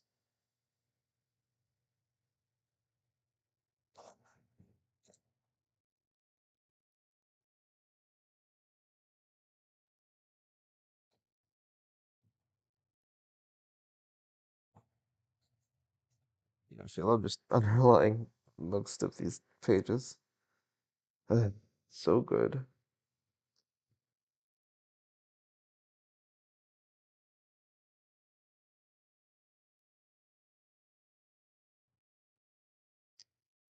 And they think I was a Harvard student making like he was a senior.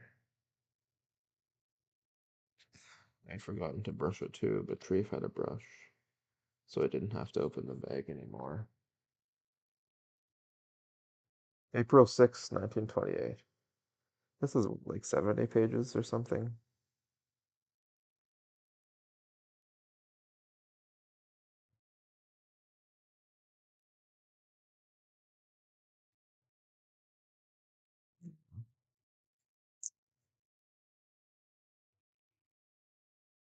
Well, it's not quite 3. I said I'd do work at 3, right?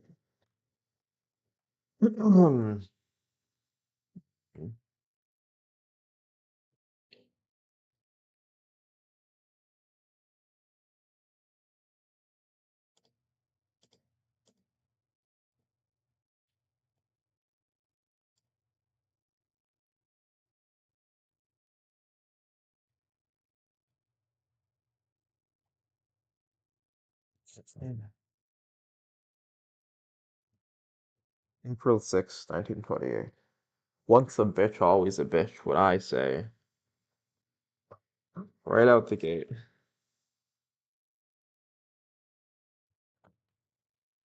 Oh, I suppose I forgot to do this. Yeah.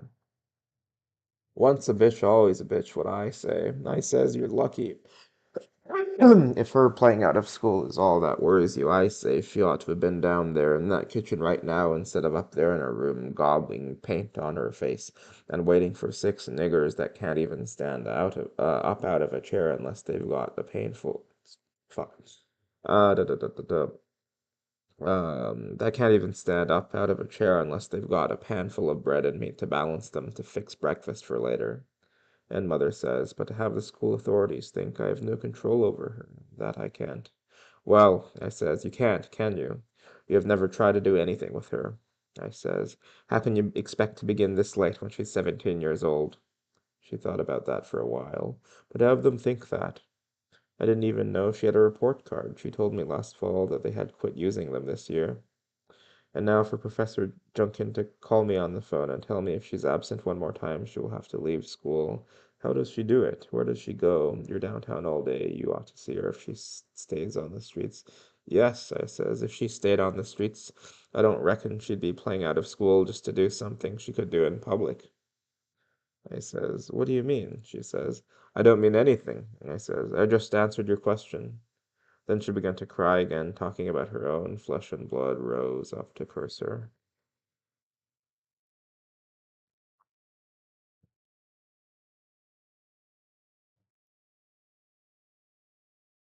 Jesus.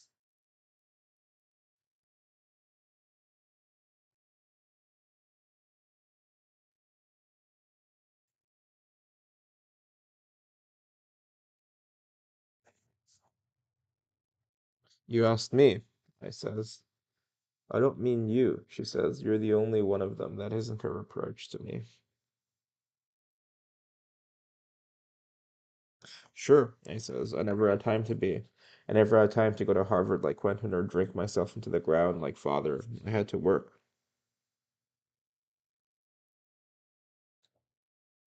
Oof. But of course, if you want me to follow her around and see what she does, I can quit the store and get a job where I can work at night. Then I can watch her during the day and you can use Ben for the night shift. You know I'm just a trouble and burden to you, she says, crying on the pillow. I ought to know it, I says. You've been telling me that for 30 years. Even Ben ought to know it now. You want me to say anything to her about it? Do you think it will do her any good? She says. Not if you come down there interfering just when I get started, I says. If you want me to control her, just say so and keep your hands off. Every time I try to, you come butting in, and then she gives both of us the laugh. Remember that she's your own flesh and blood, she says. Sure, I says, that's just what I'm thinking of, flesh.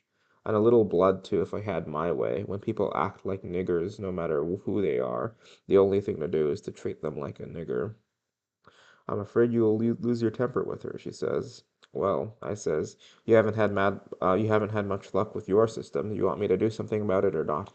Say one way or the other. I've got to get on to work.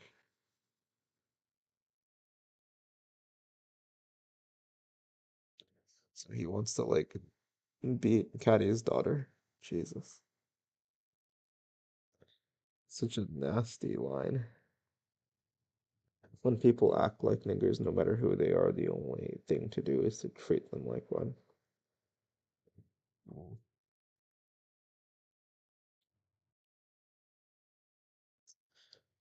You want me to do something about it or not? Say one way or the other. I've got to get on to work.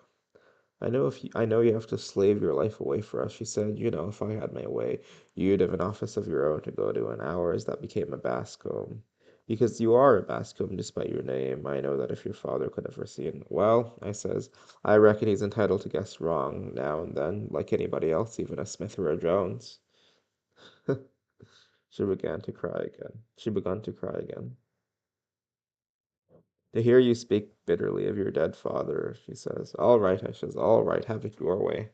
But as I haven't got an office, I'll have to get on to what I have got. Do you want me to say anything to her? I'm afraid you lose your temper with her, she said. Temper with her, she says. All right, I says. I won't say anything then. But something must be done, she says, to if people think I permit her to stay out of school and run about the streets or that I can't prevent her doing it. Jason, Jason, she says, how could you? How could you leave me with these burdens? Now, I says, you'll make yourself sick. Why don't you either lock her up all day too, or turn her over to me and quit worrying about her? My own flesh and blood, she says, crying. So I says, all right, I'll tend to her. Quit crying now. Don't you lose your temper, she says. She's just a child, remember. No, I says, I won't. I went out, closing the door. Jason, she says. I didn't answer. I went down the hall. Jason, she says, beyond the door. I went on downstairs. There wasn't anyone in the dining room. Then I heard her in the kitchen. She was trying to make Dilsey let her have another cup of coffee. She was trying to make Dilsey let her have another cup of coffee. I went in.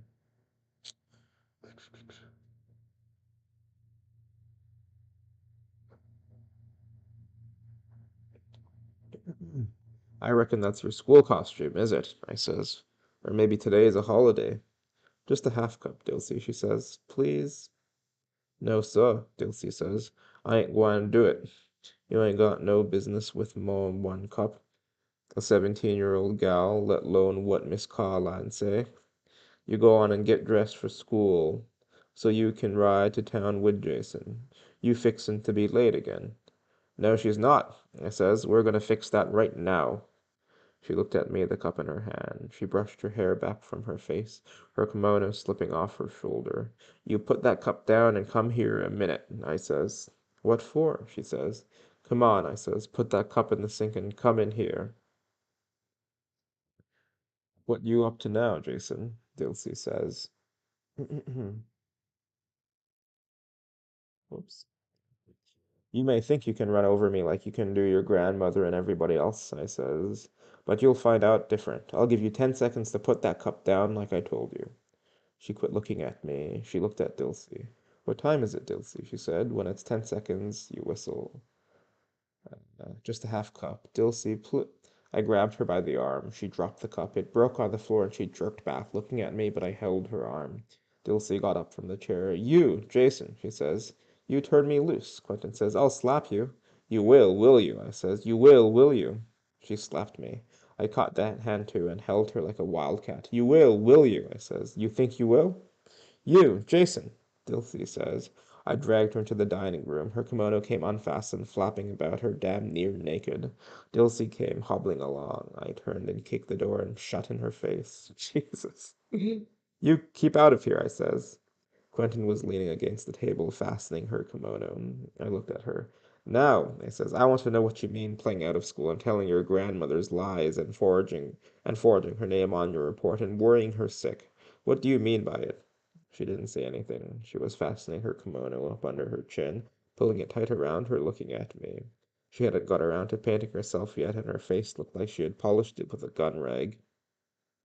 I went and grabbed her wrist. What do you mean? I says. None of your damn business, she says. You turned me loose.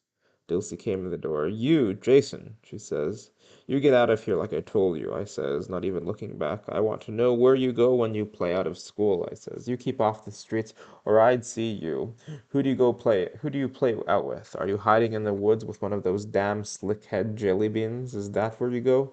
You old goddamn, she says. She fought, but I held her. You damn old goddamn, she says. I'll show you, I says. You may can scare an old woman off, but I'll show you who's got a hold of you now. I held her with one hand, and she quit fighting and watched me, her eyes getting wide and black. What are you gonna do? She says. You wait until I get this belt out and I'll show you, I says, putting my belt out. Then Dilsey grabbed my arm. Jason, she says. You, Jason, aren't you ashamed of yourself? Dilsey, Quentin says. Dilsey. I ain't gwine let 'em, Dilsey says. Don't you worry, honey. She held to my arm.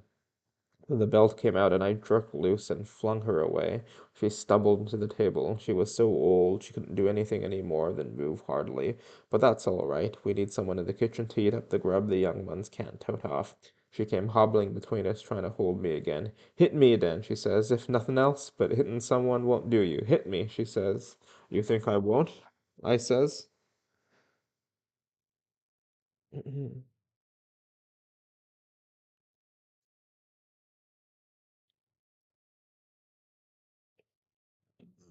I don't put no devilment beyond you. Jeez. Goddamn. I don't put no devilment beyond you, she says. Then I heard Mother on the stairs. I might have known she wasn't going to keep out of it. I let go. She stumbled back against the wall, holding her kimono shut. All right, I says, we'll just put this off a while, but don't think you can run it over me. I'm not an old woman, nor an half.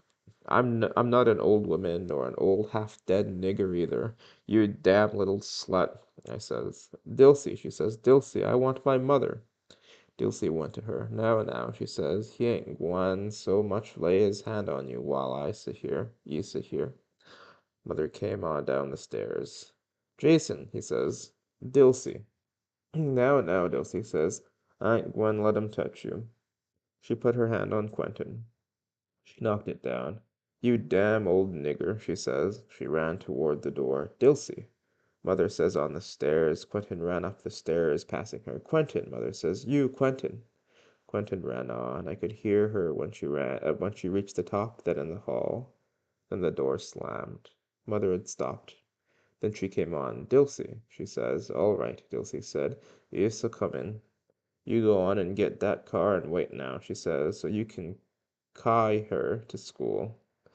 Don't you worry, I said. I'll take her to school and then I'm going to see that she stays there. I've started this thing and I'm going through with it.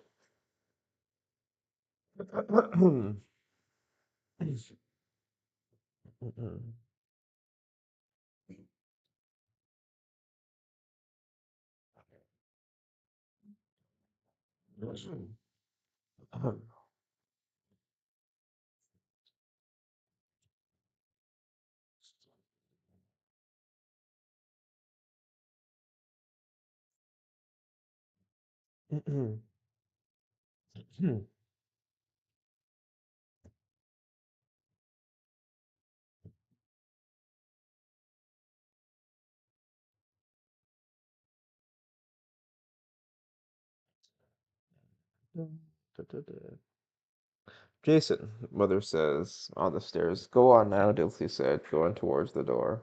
You want to get her started too? You shall come in, Miss Carline. I went on out. I could hear them on the steps. You go on back to bed now, Dilsey was saying. Don't you know you ain't feeling well enough to get up yet?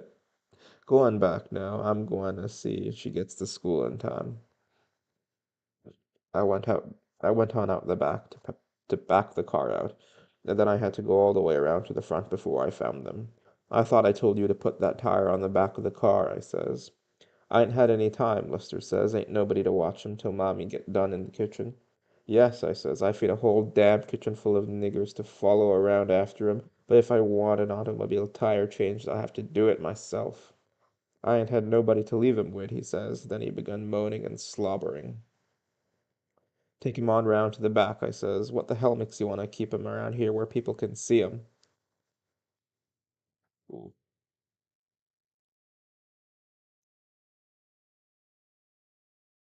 I made them go on before he got started bellowing good. It's bad enough on Sundays with that damn field full of people that haven't got a sideshow and six niggers to feed, knocking a damn size mothball around. He's going to keep on running up and down the fence and bellowing every time they come in sight until first thing I know they're going to begin charging me golf dues. Then Mother and Dilsey will have to get a couple of china doorknobs and a walking stick and work it out unless I pay at night with a lantern. Then they'd send us all to Jackson, maybe. God knows they hold a home week when that happened.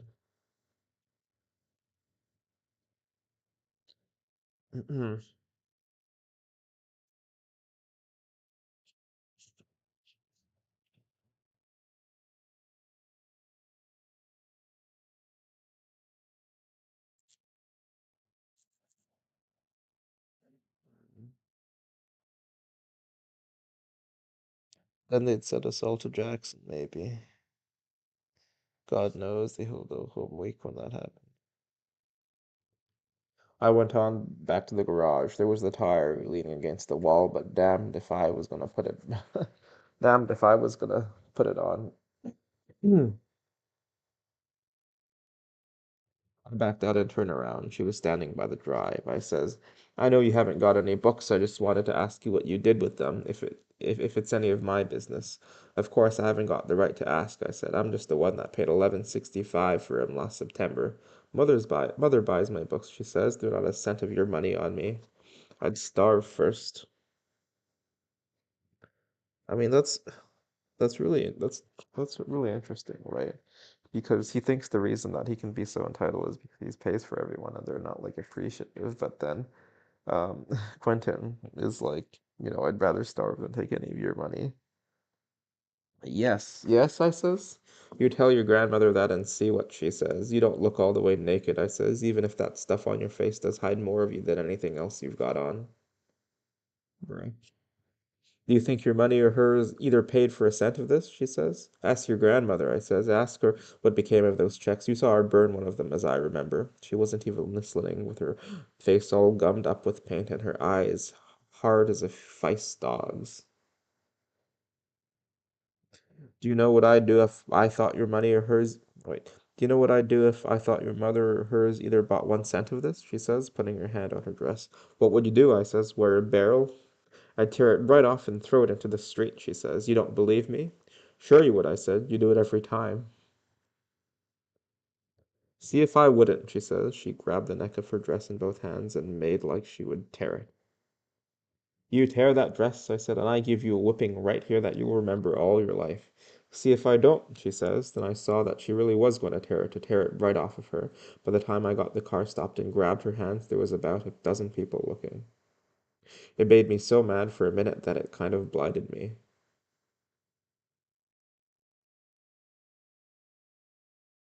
You do a thing like that again, I'll make you sorry you ever drew breath, I says. I'm sorry now, she says.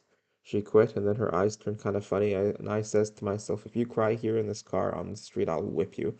I'll wear you out. Lucky for her, she didn't, so I turned her wrist loose and drove on. Luckily, we were near an alley where I could turn into the back street and dodge the square. They're already putting the tent up in Beard's lot. Earl had already given me 2 passes for our show windows. She sat with her face turned away, chewing her lip. I'm sorry now, she says. I don't see why I was ever born.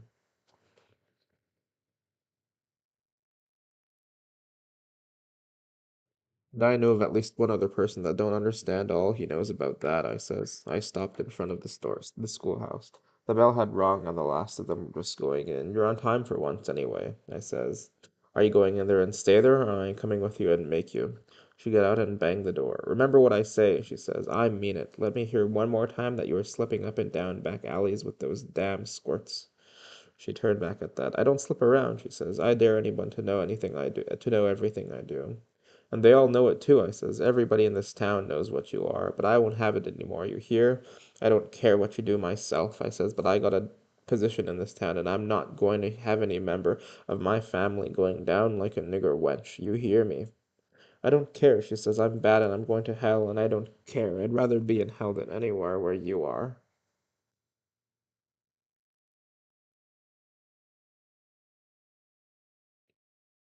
If I hear one more time that you haven't been to school, you'll wish you were in hell, I says. She turned and ran on across the yard. One more time, remember, I says. She didn't look back. I went to the post office and got the mail and drove on to the store and parked. Earl looked at me when I came in. I gave him a chance to say something about my being late, but then he just said, those cultivators have come. You better help Uncle Job. Uncle Job? Uncle Job? Uncle Job put him up. Southern US? Probably Job. Uncle Job put him up. I went on to the back where old Job was uncrating them at the rate about two or three about sorry, at the rate of about 3 bolts to the hour. You ought to be working for me, I says. Every other no-count nigger in town eats in my kitchen. I works to suit the man what pays me Saturday night, he says. When I does that, it don't leave me a lot of time to please other folks. He screwed up a nut. Ain't nobody works much in this country 'cept the boll weevil, no ways, he says.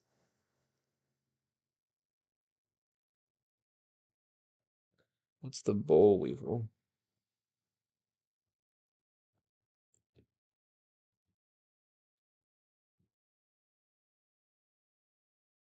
Does it mean something else?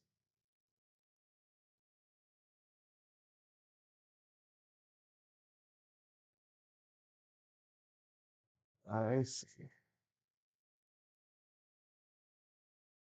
Wait, but this is before 1950s. Wait, this is before that, though. I don't know. 1928, yeah. I'm bad and I'm going to hell, and I don't care. I'd rather be in hell than anywhere where you are. If I hear one more time you haven't been to school, you wish you were in hell, I said. She turned and ran across the yard. Da, da, da, da. I went on the back where old Job was on. creating them at the rate of about 3 volts to the hour. You ought to be working for me, I says. Every other no-count nigger in town eats in my kitchen. I works to suit the man what pays me Saturday night, he says. When I does that, it don't leave me a lot of time to please other folks. He screwed up a nut. Ain't nobody works much in this country except the boll weevil nowadays, he says.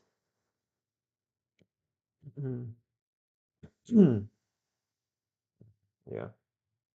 You better be glad you're not a boll weevil waiting on these cultivators, I said. You work yourself to death before they'd be ready to prevent you. You work yourself to death before they'd be ready to prevent you. That's the truth, he says. Boll weevil got tough time. Work every day in the week down in the hot sun, rain or shine. Ain't got no French port to set on and watch the water millions growing, and Saturday don't mean nothing at all to 'em. Saturday wouldn't mean nothing to you either, I says, if it depended on me. If it depended on me to pay you wages. Get those things out of the crates now and drag them inside. I opened her letter first and took the check out, and just like a woman, 6 days late. Yet they try to make men believe that they're capable of conducting a business.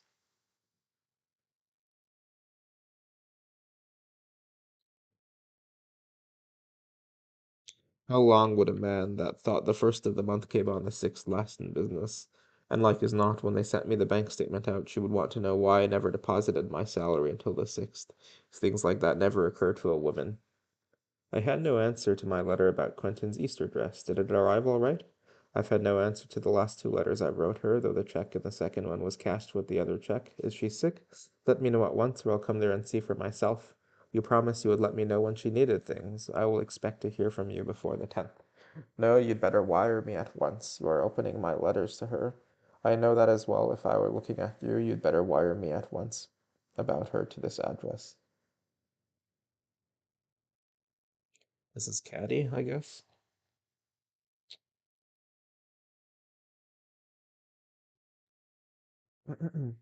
About that time, Earl started yelling at Job, so I put him away and went over to try and put some life into him.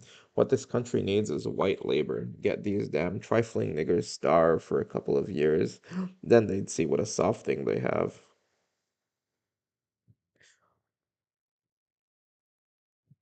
Along toward 10 o'clock, I went up front. There was a drummer there. It was a couple of minutes to 10, and I invited him up the street to get a Coca-Cola. We got on to talking about crops. There's nothing to it, I says. Cotton's a spectator crop. They fill the farmer full of hot air and get him to raise a big crop for him to whipsaw in the market to trim the suckers with. Do you think the farmer gets anything out of it except a red neck and a hump in his back? You think the man that sweats to put it into the ground and gets a red cent more than a bare living? I says. Let him make a big crop and it won't be worth picking.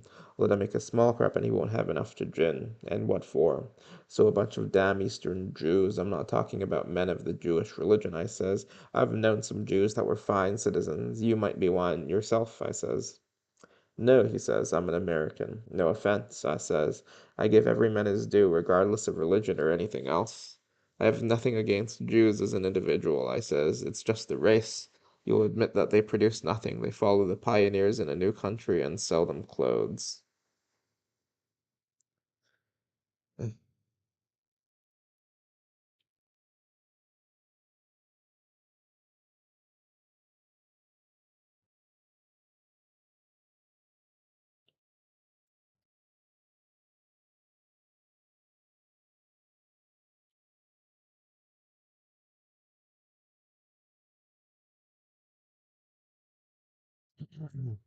You're thinking of Armenians, he says, aren't you? A pioneer wouldn't have any use for new clothes. No offense, I said. I don't hold a man's religion against him. Sure, he says. I'm an American. My folks have some French blood. Why I have a nose like this? I'm an American, all right. So am I says. Not many of us left. What I'm talking about is the fellows that sit up in New York and trim the sucker gamblers. That's right, he says. Nothing to gambling for a poor man. There ought to be a law against it. You don't think I'm right? I says. Yes, he says. I guess you're right. The farmer catches it coming and going. I know I'm right, I says. It's a sucker game unless a man gets inside information from someone that knows what's going on. I happen to be associated with some people who are right here who are right there in the ground. They have one of the biggest manipulators in New York for an advisor. Way I do it, I says, I never risk much at a time. It's the fellow that thinks he knows it all and is trying to make a killing with $3 that they're laying for. That's why they're in the business.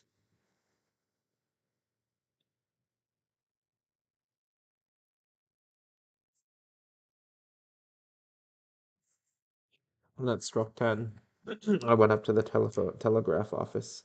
It opened up a little, just like they said. I went into the corner and took out the telegram again, just to be sure. While I was looking at it, a report came in. It was up 2 points. They were all buying. I could tell from that I could tell that from what they were saying, getting aboard, like they didn't know it could go but one way, like there was a law or something against doing nothing but buying.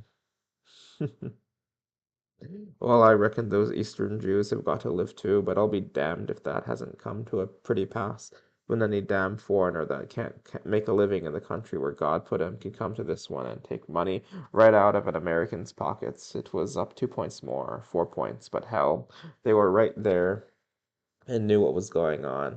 And if I wasn't going to take the advice, what was I paying them $10 a month for? I went out, then I remembered and came back and sent the wire. All well. Q writing today. Mm-mm.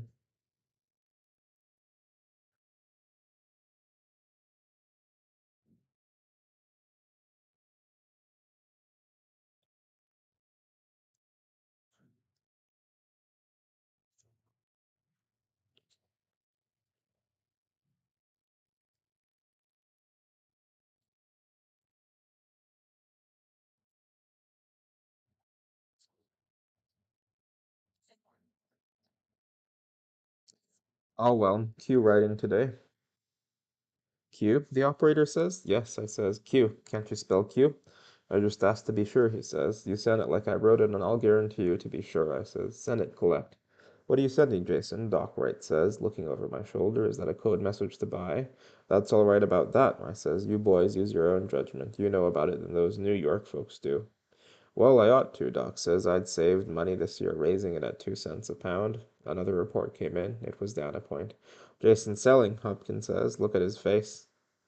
That's all right about what I'm doing, I says. You boys follow your own judgment. Those rich New York Jews have got to live like everybody else, I says. I went on back to the store. Earl was busy up front. I went back to the desk and read Lorraine's letter. Dear Daddy, wish you were here. No good parties when Daddy's out of town. I miss my sweet Daddy.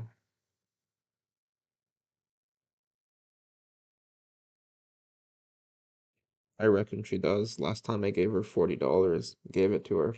I never promise a woman anything, nor let her know what I'm going to give her. That's the only way to manage them. Always keep them guessing.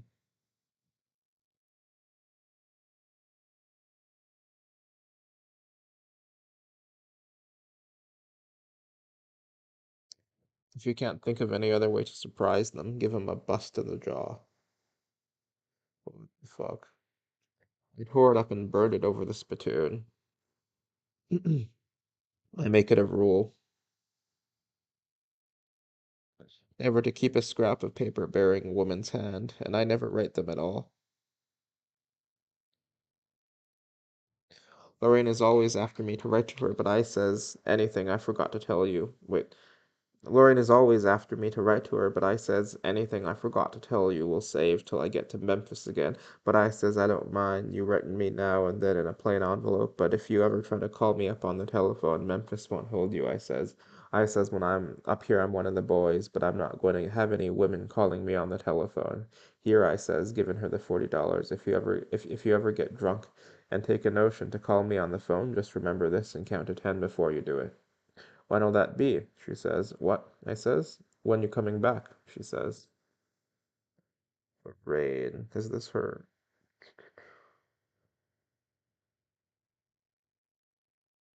His wife, I guess? Or his kid? It's his wife, right? When'll that be? She says. What? I says. When you're coming back, she says. I'll let you know, I says. Then she tried to buy a beer, but I wouldn't let her. Keep your money, I says. Buy yourself a dress with it. I gave the maid a five too. Yeah, it's his wife. Da, da, da. After all, like I say, money has no value. It's just the way you spend it.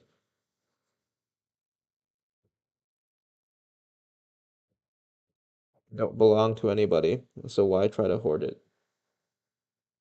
It just belongs to the man that can get it and keep it. There's a man right there in Jefferson made a lot of money selling rotten goods to niggers, lived in a room over the store about the size of a pig pen and did his own cooking. About 4 or 5 years ago, he was taken sick, scared the hell out of him, so that when he was up again, he joined the church and bought himself a Chinese missionary, $5,000 a year. I often think how mad he'll be if he wants to die and find out there's not any heaven when he thinks about just that 5,000 a year. Sorry, when he thinks about that 5,000 a year. Like I'd say, you'd better go out and die now and save money. What?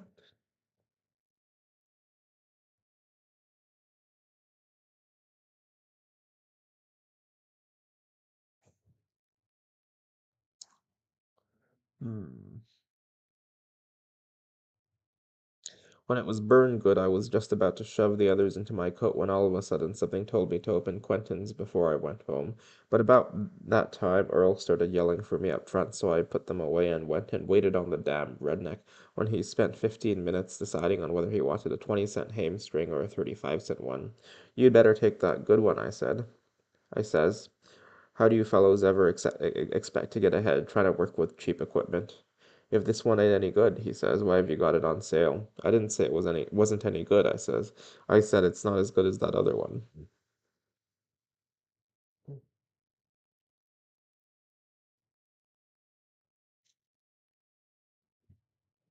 How do you know it's not? He says. Do you ever use Airy, one of them? Because they don't ask 35 cents for it, I says. That's how I know it's not as good. He held the 20-cent one in his hands, drawing it through his fingers. I reckon I'll take this here higher one, he says. I offered to take it and wrap it, but he rolled it up and put it on his overalls. Then he took out a tobacco sack and finally got it untied and shook some coins out. He handed me a quarter. That 15 cents will buy me a snack of dinner, he says. All right, I said. You're the doctor. But don't come complaining to me next year when you have to buy a new outfit. I ain't making next year's crop yet, he says. Finally got rid of him. Finally, I got rid of him, but every time I took that letter out, something would come up. They were all in town for the show, coming in droves to give their money to something that brought nothing to the town and wouldn't leave anything except what those grafters in the mayor office will split among themselves, and Earl chasing back and forth like a hen in a coop, saying, "Yes, ma'am, Mr. Compson will wait on you. Jason, show this lady a turn or a nickel's worth of screen hooks." Well, Jason likes work. I said, no, I never had university advantages because at Harvard they teach you how to go for a swim at night without knowing how to swim, and at Sewanee they don't even teach you what water is. I says, you might send me to the States University. Maybe I'll learn how to stop my clock with a nose spray. And then you could send Ben to the Navy, I says, or to the cavalry anyway. They use geldings in the cavalry. Then when she sent Quentin home for me to feed too, I says, I guess that's right too. Instead of me having to go way up north for a job, they sent the job down here to me, and then mother began to cry, and I says, it's not that I have any objection to having it here. If it's any satisfaction to you, I'll quit work and nurse it myself and let you and Dilsey keep the flour barrel full, or Ben rent him out to a sideshow. There must be some folks somewhere that would pay a dime to see him. Then she cried more and kept saying, my poor afflicted baby. And I says, yes, you'll be quite a help to you when he gets his growth, not being more than 1.5 times as high as me now. And she says she'd be dead soon, and then we'd all be better off. And so I says, all right, have it your way. It's your grandchild, which is more than any other grandparents it's got can say for certain. Only I says it's only a question of time. If you believe she'll do what she says and not try to see it, you fool yourself, because the first time that mother kept on saying, thank God you're not a Compson except in name, because you are all I have now left now, you and Maury. And I says, well, I could spare Uncle Maury myself. And then they came and said they were ready to start. Mother stopped crying then. She pulled her veil down and went downstairs. Uncle Maury was coming out of the dining room, his handkerchief to his mouth. They kind of made a lane, and we went out the back door just in time to see Dilsey driving Ben and Teepee back around the corner. We went down the steps and got in. Uncle Maury kept saying, poor little sister, poor little sister. talking around his mouth and patting Mother's head, talking around whatever it was.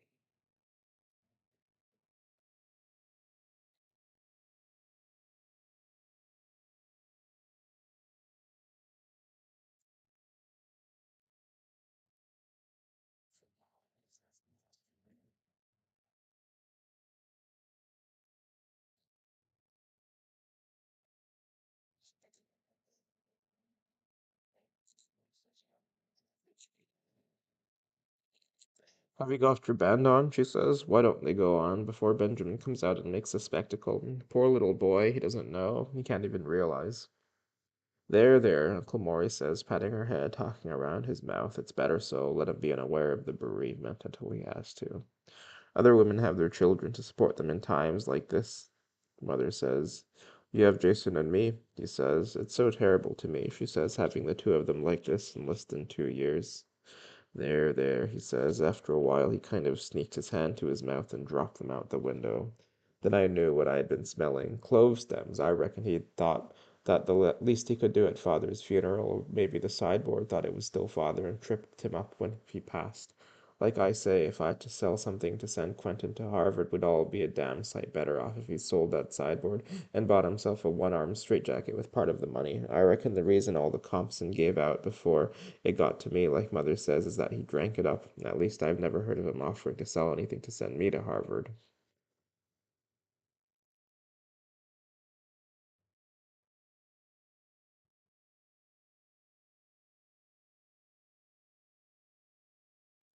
I reckon, or maybe the sideboard. Like I say, if he had to sell something to send Quentin to Harvard, we'd all be a damn sight better off if he'd sold that sideboard and bought himself a one-armed straitjacket with part of the money. I reckon the reason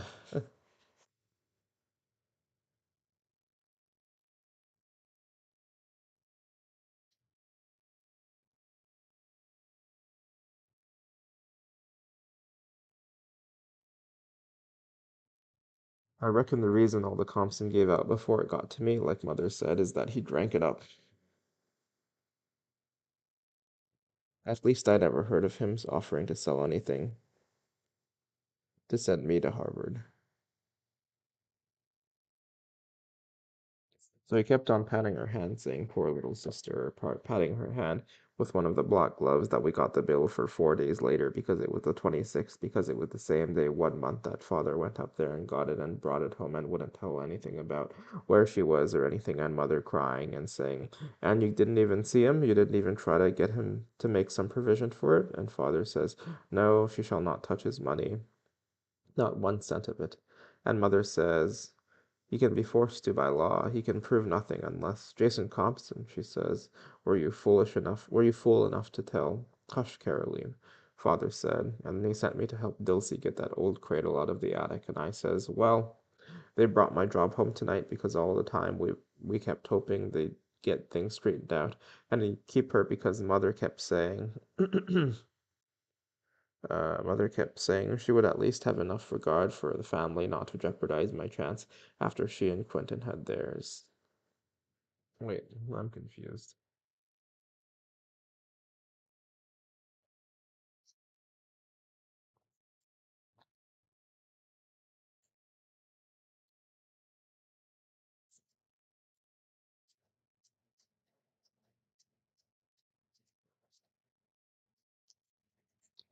I am confused.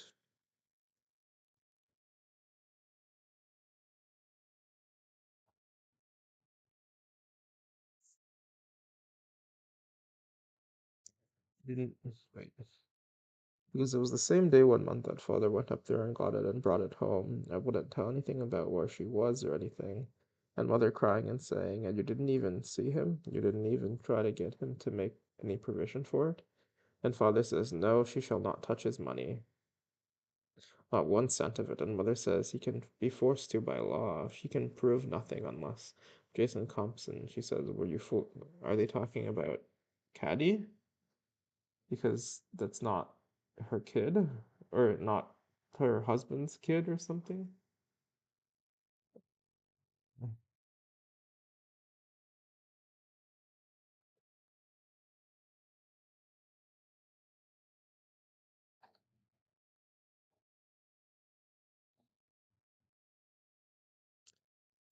Hush, Caroline, father says, and he sent me to help Dilsey get that old cradle out of the attic. And I says, well, they brought my job home tonight because all the time we kept hoping they'd get things straightened out, and he'd keep her because mother kept saying she would at least have enough regard for the family not to jeopardize my chance after she and Quentin had theirs.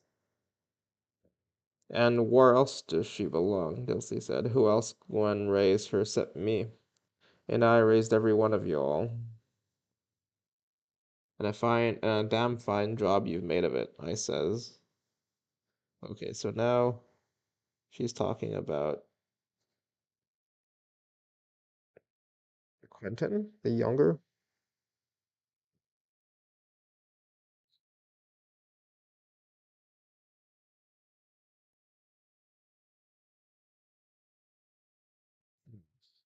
A fine damn job you've made of it, I says. Anyway, it'll give her something sure enough to worry over now. So we carried the cradle down, and started to set it up in her old room. Then mother started, sure enough. Hush, Miss Caroline, Dilsey said. You gwine wake her up. In there, mother says. To be contaminated by that atmosphere, it'll be hard enough as it is with the heritage she already has. Hush, father says. Don't be silly. Why ain't she gwine sleepin' here, Dilsey says, in the same room whar I put her ma to bed every night of her life, since she was big enough to sleep by herself. You don't know, mother says, to have mine own daughter cast off by her husband. Oh, because the kid isn't his or something? Yeah. Wait,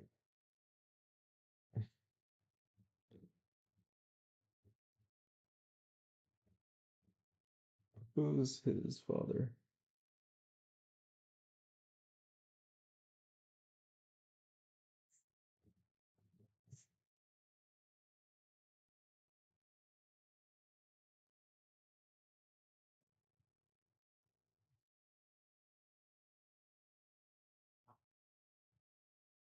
Unknown father.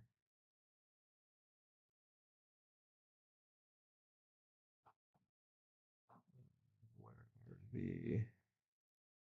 Okay.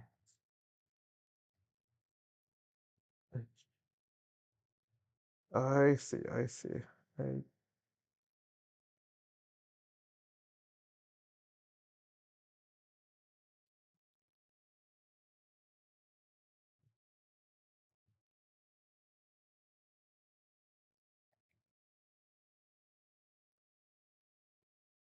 so I guess, yeah, Caddy's husband figured out like the kid wasn't his, and so he just ditched her. Um, and now they have to raise her kid, which is called Quentin. Yeah. You don't know, mother says, to have mine own daughter cast off by her husband. Poor little innocent baby, he says, looking at Quentin. You'll never know what suffering you've caused. Hush, Caroline, father says. What you want to go like that for Jason for? Dilsey says. I've tried to protect him, mother said. I've tried to protect him from it. At least I can do my best to shield her. How sleeping in this room gwine hurt her, I'd like to know, Dilsey said. I can't help it, mother says. I know I'm just a troublesome old woman. But I know that people cannot flout God's laws with impunity. Nonsense, Father said. Fix it in Miss Caroline's room then, Dilsey. You can say nonsense, mother says, but she must never know. She must never even learn that name. Dilsey, I forbid you ever to speak that name in her bearing. If she could grow up never to know that she had a mother, I would thank God.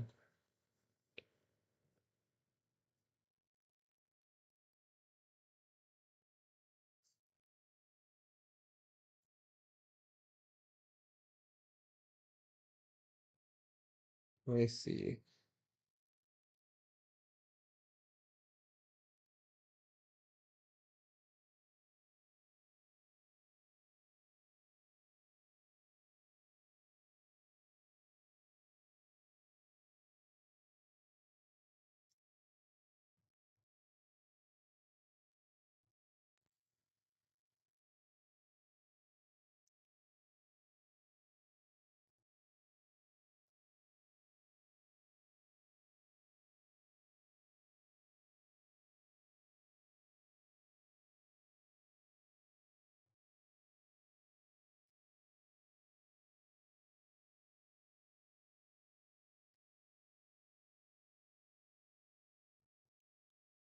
I see.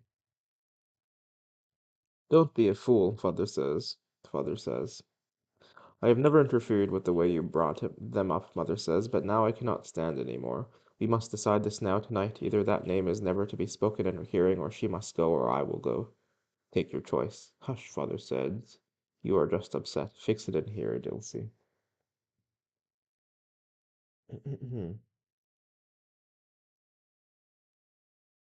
And you's about sick too, Dilsey says. You looks like a hot. You get in bed and I'll fix you a toddy and see can you sleep. I bet you ain't had a full night's sleep since you left. No, Mother says. Don't you know what the doctor says? Why must you encourage him to drink? That's what's the matter with him now. Look at me, I suffer too, but I'm not so weak that I must kill myself with whiskey.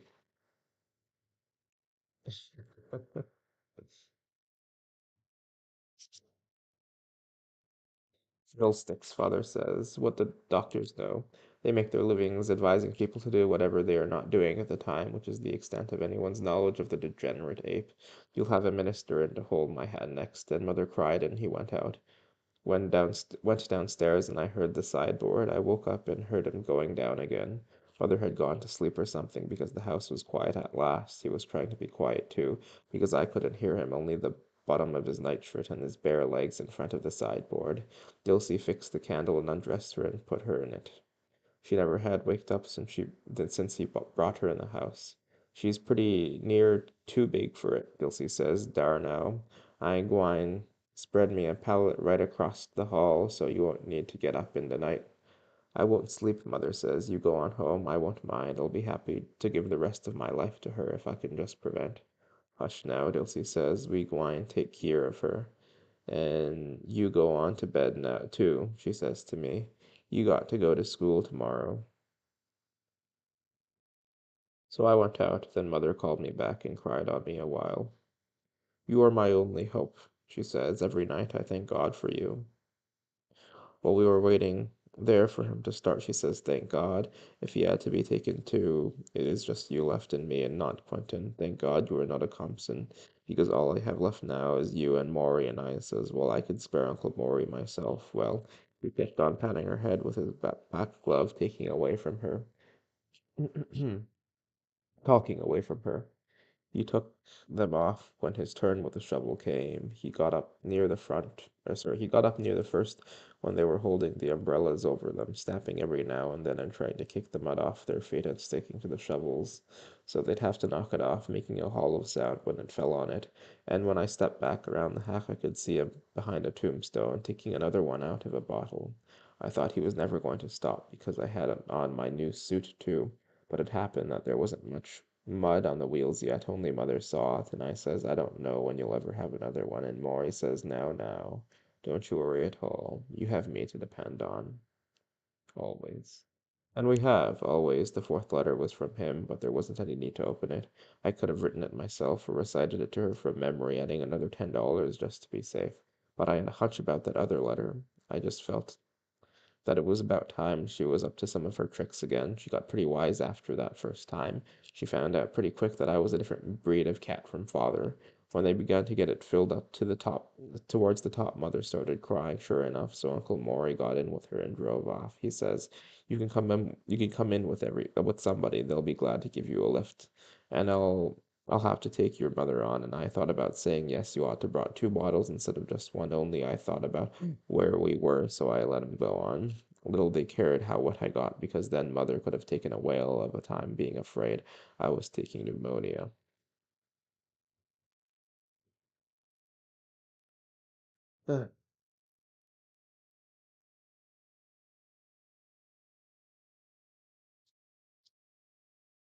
Well, I got to thinking about that and watching them throw dirt into it, slapping it on anyway, like they were making mortar or something or building a fence, and I began to feel funny, and so I decided to walk around a while. I thought that if I went toward town, they'd catch up and be trying to make me get in one of them, so I went on back toward the nigger graveyard.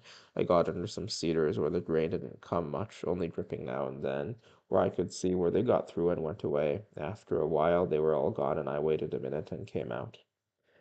I had to follow the path to keep out of the wet grass, so I didn't see her until I was pretty near there, standing in a black cloak, looking at the flowers. I knew who it was right off, before she turned and looked at me and lifted up her veil. "Hello, Jason," she says, holding out her hand. We shook hands. "What are you doing here?" I says. "I thought you promised her you wouldn't come back here. I thought you had more sense than that." "Yes," she says. She looked at the flowers again. There must have been $50 worth. Somebody had put one bunch on Quentin's. "You did?" she says. "I'm not surprised enough," I said. "I wouldn't put anything past you. God, you don't mind anybody. You don't give a damn about anybody." "Oh," she says, "that job." She looked at the grave. "I'm sorry about that, Jason." "I bet you are," I says. "You talk mighty meek now. But you needn't have come back. There's not anything left. Ask Uncle Maury if you don't believe me." "I don't want anything," she says. She looked at the grave. "Why didn't they let me know?" she says. "I just happened to see it in the paper. On the back page. Just happened to."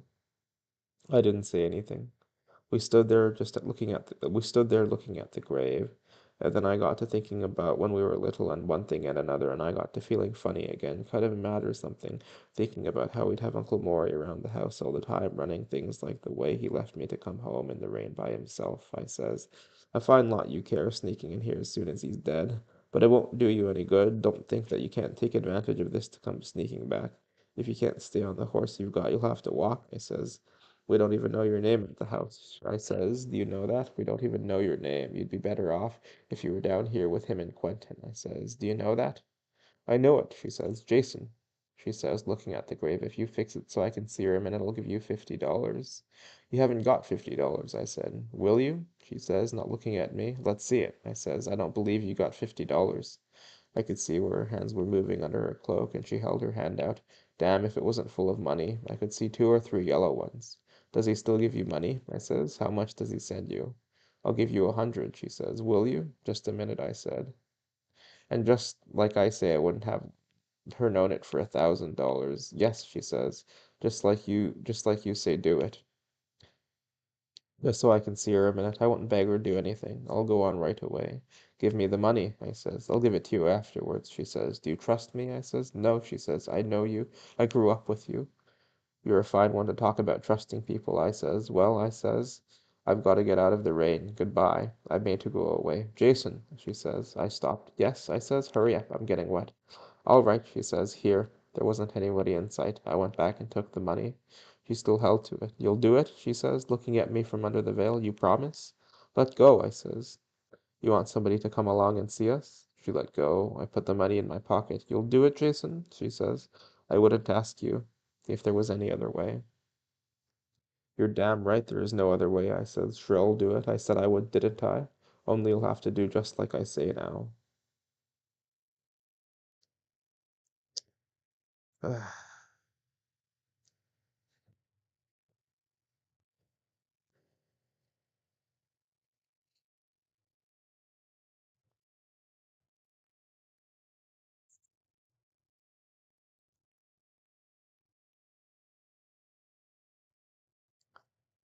And 50 away from finishing this chapter ish. I can do that someday, and then 50 for Dilsey's chapter. Okay, I should do some work. Oh.